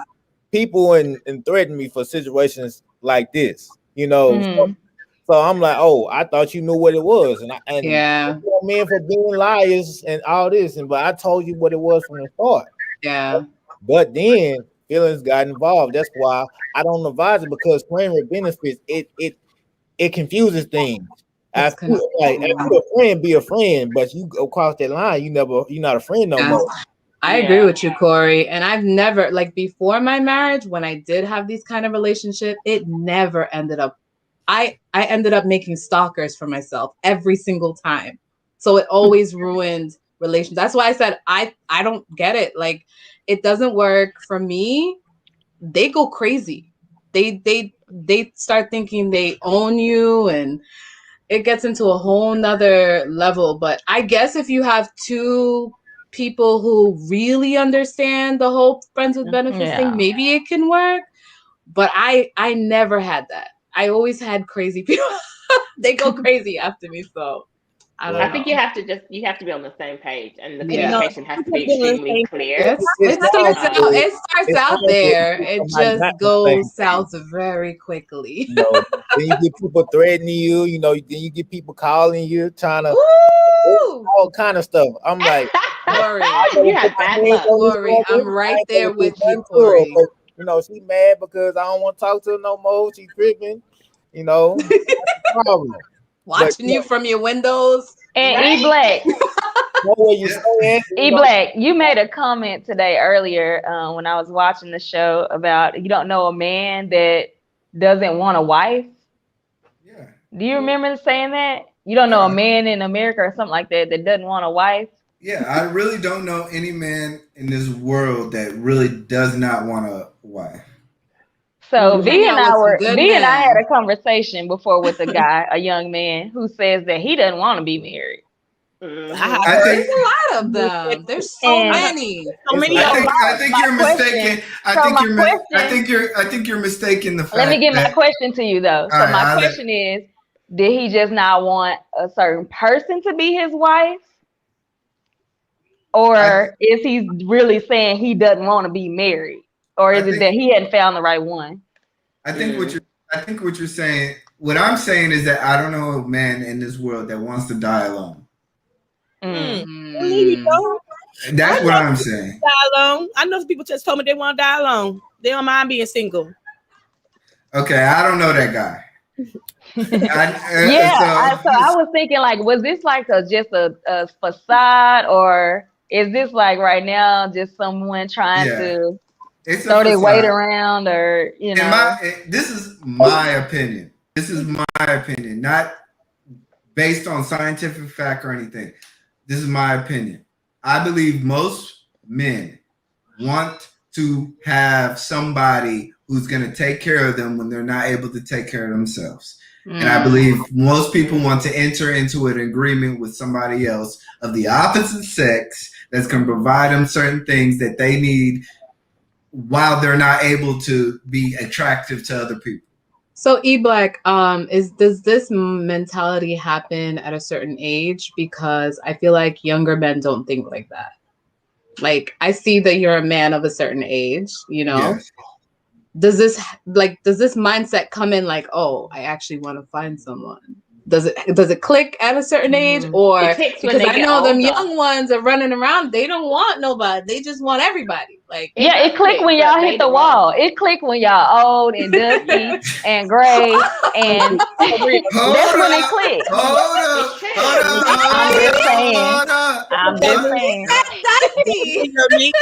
Black men do not get old and dusty at any age. They don't? Are you sure? Black women, honey. At any age. You can get a black man that's 70-year-old still getting it. So you know what? So I understand what y'all trying to say, but black men. It happens when y'all hit the wall. Y'all fall in love. There ain't no wall. There's a wall for black women. Y'all hit the wall. Okay. Yeah, y'all hit the wall. We invented it was because of us. It was because of us why black don't crack was invented, not y'all. What Corey say? I was one that didn't want to get married.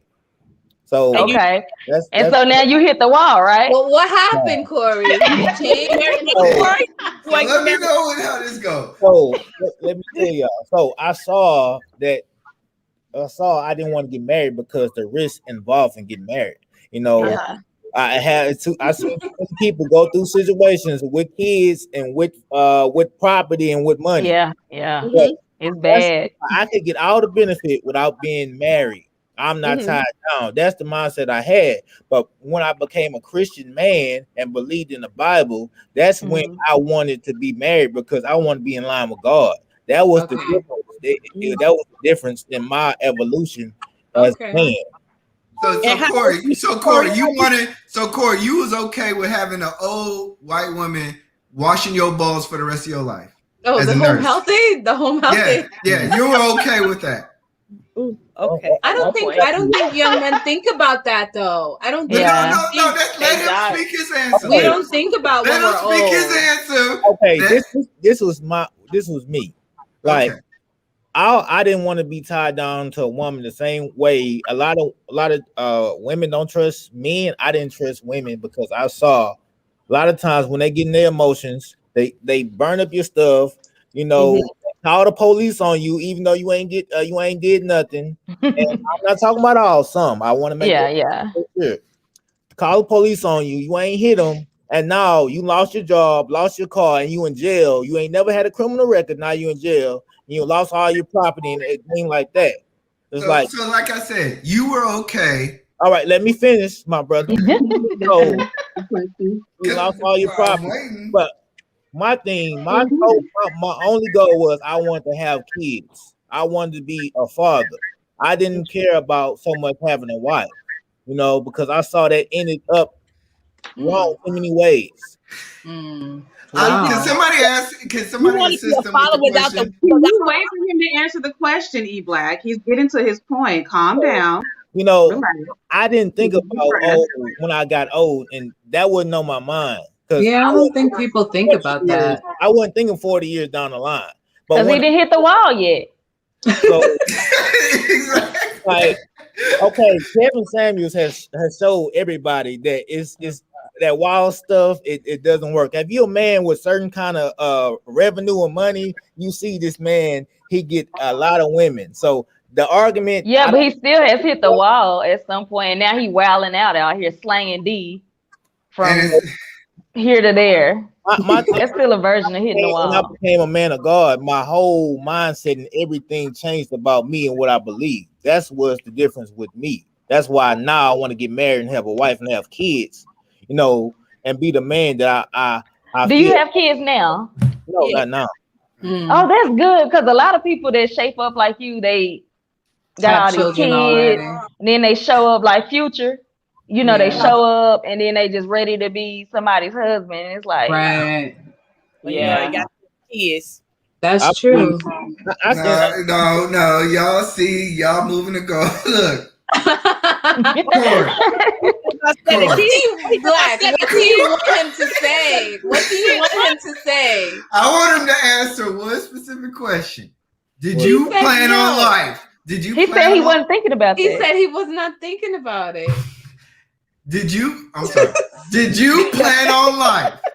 Did you plan on life? Ending that life with you being in a nursing home? Did you plan on like just dying by yourself? No, I plan on having enough money to have people in my estate coming to take care of me. So a white woman? So a old white woman. She might be black. She might be woman. She could be a cute nurse. Okay. I can that's the okay. I respect his answer. Okay. That's what he wants. I don't think most people don't think. Yeah. I think a lot of men don't. I think a lot of men don't think that far. No, they don't think about that. They're not. Who wants to think about when they're old? Yeah, we're discounting human nature behavior. We're just discounting human nature behavior. Human nature does not like to think that they will die. We have eternity in our hearts. We think we will live forever. That's why when death comes to us, we're like, it's too short. I didn't do it. Come on now. We all want to be loved. Life is short. We all want to be loved, but sometimes maybe it's not the right time. Maybe it's like the right timing. Okay. Sometimes people want it to be like this. It's okay. Be single right now. I'm living my life. I am not interested. I think Andrea is just on a healing journey right now. Yeah, that's why she wants to be. She wants to be by herself. She wants to be, doing her thing, whatever she's doing, and that's it. I respect that. But the day that I'm telling you, the day that she walks into the nursing home and her kids aren't taking care of her, and Angelica is coming out with the span, making $6 an hour. Angelica of the and she's like, turn over, honey. Yeah. You don't want to hear that. Like nobody. Well, but I say this: as married as I am, I do not attach myself to people or things. So if that's the way I have to go out, like lay up if somebody's bathing me, then I'm gonna lay up if somebody's gonna bathe me. Like, and E Black, on top of the times, the wife outlives the husband, so we're gonna be like that anyway. But when you're we're gonna be dead. Take care of my. I had to take. The wife is old too. The wife is old too. Y'all both need a shared home health aid. So yeah, when you tap into spirituality, outside of Christianity, if you will, but just like a spiritual being, and then life for what it is and what it's supposed to be. I could give a damn who's washing my ass when I'm 70, 80 years old, because I've lived this long, beautiful life.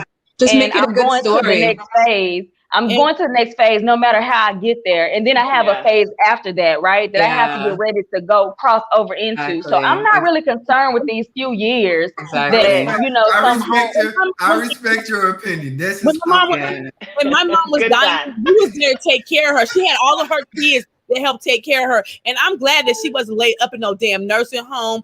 She was at home with us. And I'm happy that nobody. I wouldn't want my kids taking care of me though. Like if it depends on how bad I am. No, like they need to live their lives. I've lived my life. Like I'm at the end. Mama had 7 kids. We could all take turns and take shifts and stuff. But you know what, Neek? It's gonna happen if you raise your kids a certain way and they become adults. What I'm saying is they will do it without you even wanting to. Right, you want your kids to live their life, but they're gonna still. I understand what Nick is saying, just for the simple fact of my mom always told me she doesn't want me to. She doesn't want that burden on me. But V, seriously, I told her I'd still take care of my parents. Exactly. Yeah. Even even if your parents say that, like, no, just put me somewhere, whatever. So you're still you have filial piety to your parents, so you want to do that. So if you raise your kids good, But so when I had to make the decision to pull my daddy off the ventilator, right? And I think I told you some of you that they told me, because it was so hard, I'm torn. I can imagine. And so I'm just like, what do you do? And they're like, you do not want your dad to leave here in this state, because he's gonna be a vegetable. He's never gonna be, who he was once he gets wheeled out of here. And he's gonna have to sit in your living room or in your extra bedroom, laid out. You'll change bags, you'll change food, you'll change, all kind of clothes and bathe, or you'll have someone in and out of your home. Doing things, and eventually he's still gonna have to die. So it was like, you're gonna leave here without your dad either way, and I was 23 at the time, and so that was a very tough decision to make, but it taught me a lot. It taught me that it really doesn't matter. It's about pride for you, about who's gonna take care of you. That's a prideful thing. It is. If it's Angelica and she making $2 an hour, it's Angelica and she's making $2 an hour. She's helping me transition into the next phase of whatever is on the other side. That's true. That's a good way to look at it. I respect your opinion. I respect your opinion, but I would rather the woman who I made a relationship with, who knows me intimately, make that decision rather than my children. And I respect your situation. I don't know the whole situation and why, but like I said, I would rather a person who I grew up with from 30s to 40s to 50s to 60s to make that decision. But E Black, God forbid, you're the one caretaking. So I don't have a significant other. I got 2 kids who are grown. Is that what you were gonna say to me? Decision for me, okay? But at the end of the day, my kids will make that decision. But my best friend who will be there to help them make that decision, because I made sure, and what I wrote down in my will, if anything ever happens to me, my kids are going to be too emotional to make that decision. So my best friend will be there to help them. But if I don't have a significant other, my kids will make that decision, and I put up his vision to have somebody back there who is grown enough and can help them with that decision. But E Black, even if you have a partner in life, right? Yes. And what, like what me and V said at the same time, what if you, God forbid, your wife goes before you? You're still gonna have Angelica rubbing all on your body. She gonna be creaming you up. Because honestly, take that honestly though, we don't plan our lives. We don't. But I'd rather so take you that can risk. plan, but God forbid. I'd rather take that risk with another human life and growing with that individual than to sit there, than to have Angelica make that decision, or to leave it up to a will that could be broken in probate, or then in probate court they say, well, hey, he worth 2.5 million. We need to get this executive court to figure it out. I'd rather the person who I loved and I committed to under God make that decision, and that's the whole they're point. alive. So I have a question. So say you don't. So say, like, for instance, your wife passes away before you, or whatever the case may be. You would get remarried. You would want to get remarried, or hope to find someone else. I mean, me and my husband had this conversation. I don't know if you guys who are married had this conversation with your spouse before, but I actually had this conversation. And I told my husband, if God forbid anything happens to me, I want you to be happy, and I want you to find an amazing woman to make you happy. I'm dead. I don't know what that's gonna do. Like, I'm dead. Why are you holding on to me? I'm very petty. I'm sorry. So what was it? No, you not remarrying. I'm gonna come sleep with you every night from the grave. So Vee, is it Vee? What was it? Vee Simone or Vee Scott? Vee, the one with the husband that had the new woman. Yeah, she had a new woman. He had a new woman. He had Alzheimer's. And so E Black, have you heard of that story? What story? Tell us. I don't know her name. Is it Vee Simone or Vee Scott? Somebody. She was American. She was an entrepreneur. She had businesses, but she had the Alzheimer's, and her husband lived. The husband took care of her, but he had a new woman living in the house with them. His new woman. She was helping take care. So would you like if your wife, if you were laying there being taken care of in the home by your wife, she's fulfilling her duty by washing your balls, but she got her new man over here who is going to help her continue the rest of her life, and we're just, your time is coming, so we're just waiting on you, and he's going to help me take care of you. Right. I feel like you should wait. It's like cheating. You're still in a relationship. You're still married. No, you need to wait till I'm dead. I'm not even in the grave yet. I'm not even dead yet. Dang, you done moved on and I'm still here. Like, what if I think she did tell him it was okay for him to do that. So, she did say that. She did say and her mind was not here. When she was in her right mind. Now, she told him she wanted him to find somebody to make him happy because she don't know how long she had. So she told him, and when she was in her right mind. Yeah. And I asked a strong woman, and they told me they would do the same thing. A few of my guy friends, I asked them about that. So would you like a situation like that? I'm just very petty. And you want to deprive your wife of happiness so she can just look at you later? I'm very petty. He even said after he's dead, she better not. So that's rough.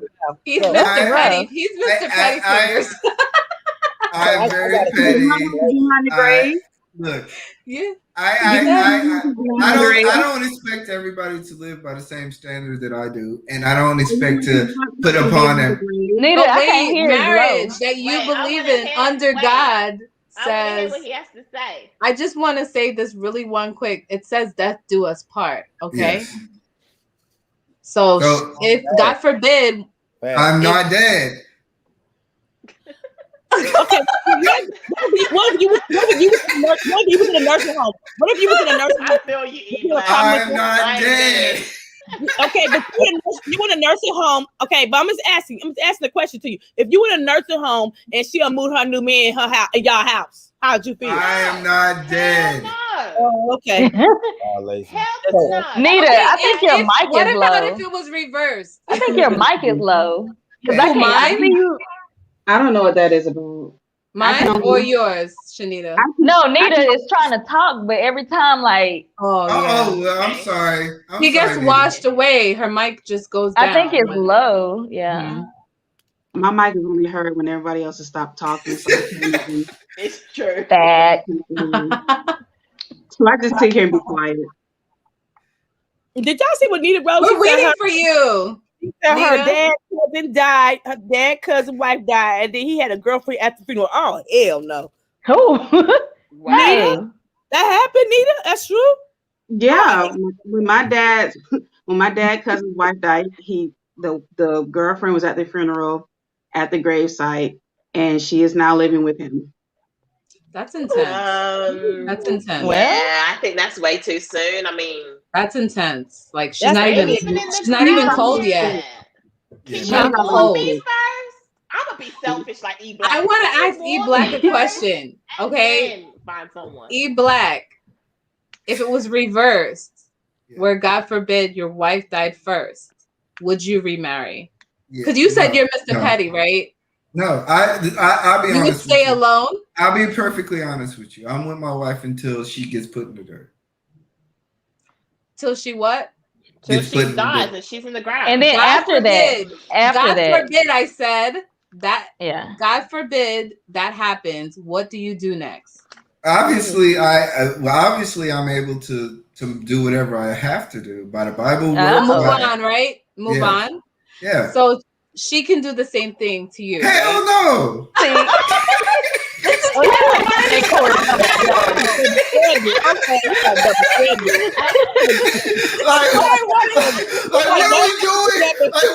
doing here? I want to expose this. What are we doing here?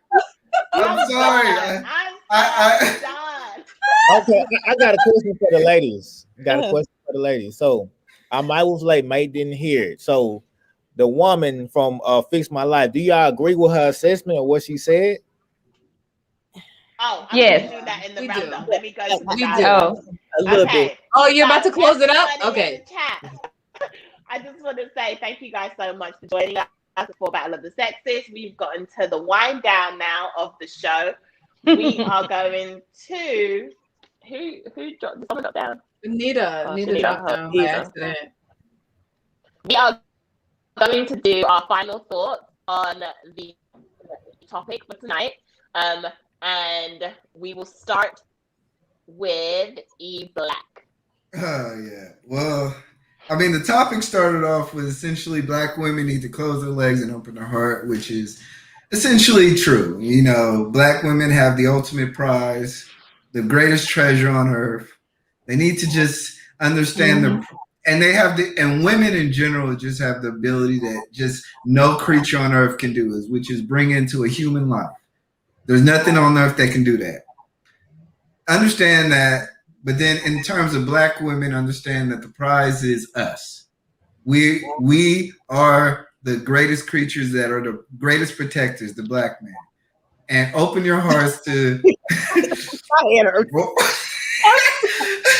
Okay. I'm sorry. Serious. I ain't got time. And understand. But understand that, you know, Black men are, first of all, we are your greatest protectors. We are your greatest advocates. We are the only people that are here for you. So open your hearts, understand our difficulties as human beings, personally, and just make it easier and understand and take accountability for your own actions. We will get through this together. It's not perfect. Nobody makes the best decisions, and that's really all I gotta say. Okay, Robin. Next time, don't have me go first. So, I don't think that Black men are our greatest treasure. I think that they can be eventually if we all work together. I don't think that they're protectors yet. I don't think that they're there yet. Maybe we can get there through the generations if we raise our children right. Do I agree with women should close their legs and open their hearts? Yes, I do. I do agree, but I'm also going to swing it right around as well. Yes, women have to be accountable for our behavior, but also it takes two to tango, and I'm gonna stick with that. Thank you. Okay. Andrea? It's been a long night, huh? Okay. What Iyanla Vanzant said, but Black women should close their legs. I agree in some instances we should and open our hearts. But at the same time it takes two people to be healed, Black men and Black women. And I think Black women and Black men should get themselves some time, maybe go to therapy, get some help with their trauma to be in a better relationship with the next person. And I damn sure don't think Black men are champion. Okay? Period. Not yet. I Nick? thought she was going to Anita next. So our legs are open because our heart is open, I think. And I think that we want to be loved so badly that we are giving our all, which ultimately is our body, to show you that we want and need you as a protector and provider. But since we give it so freely in effort, in hopes to make you see that we need you, you take advantage of it and you abuse the privilege and you go do it to 10 more other girls until you hit the wall. Then you call us back. And we're supposed to take you and all the kids because you're this big protector, provider, superhero with a cape on now all of a sudden. And yeah, that's all I have to say. We need to talk about the wall one day. Corey? I believe Black men and Black women need to stop bashing each other, because every time we have these conversations, it ends up in the bashing. So Black men and Black women need to take accountability for our own actions, everything we have done in our relationships, and we have to come to the table and be honest and set aside our pride and set aside our hurt and have an honest discussion. As far as what she said, it's true that Black women need to close their legs and open their heart, because it's easy to get the cookie, as people say, but to get respect, to get honor, to get trust from Black women is not easy. And I will say this, I believe it's up to men to lead the community and be someone that's trustworthy. And if a Black woman do not want that certain type of man that can lead, and she's still messing with Pookie and Ray Ray, let her do that. Because there's still Black women out here that want to be led, and want to follow a real leader as a Black man. Okay. Shanita? I agree with Miss Vanzant. Her comment to a certain degree. I feel like it goes both ways, and I feel like that Black people as a whole need to heal together so they can be better together. Okay, I like that. For me, I agree with her statement.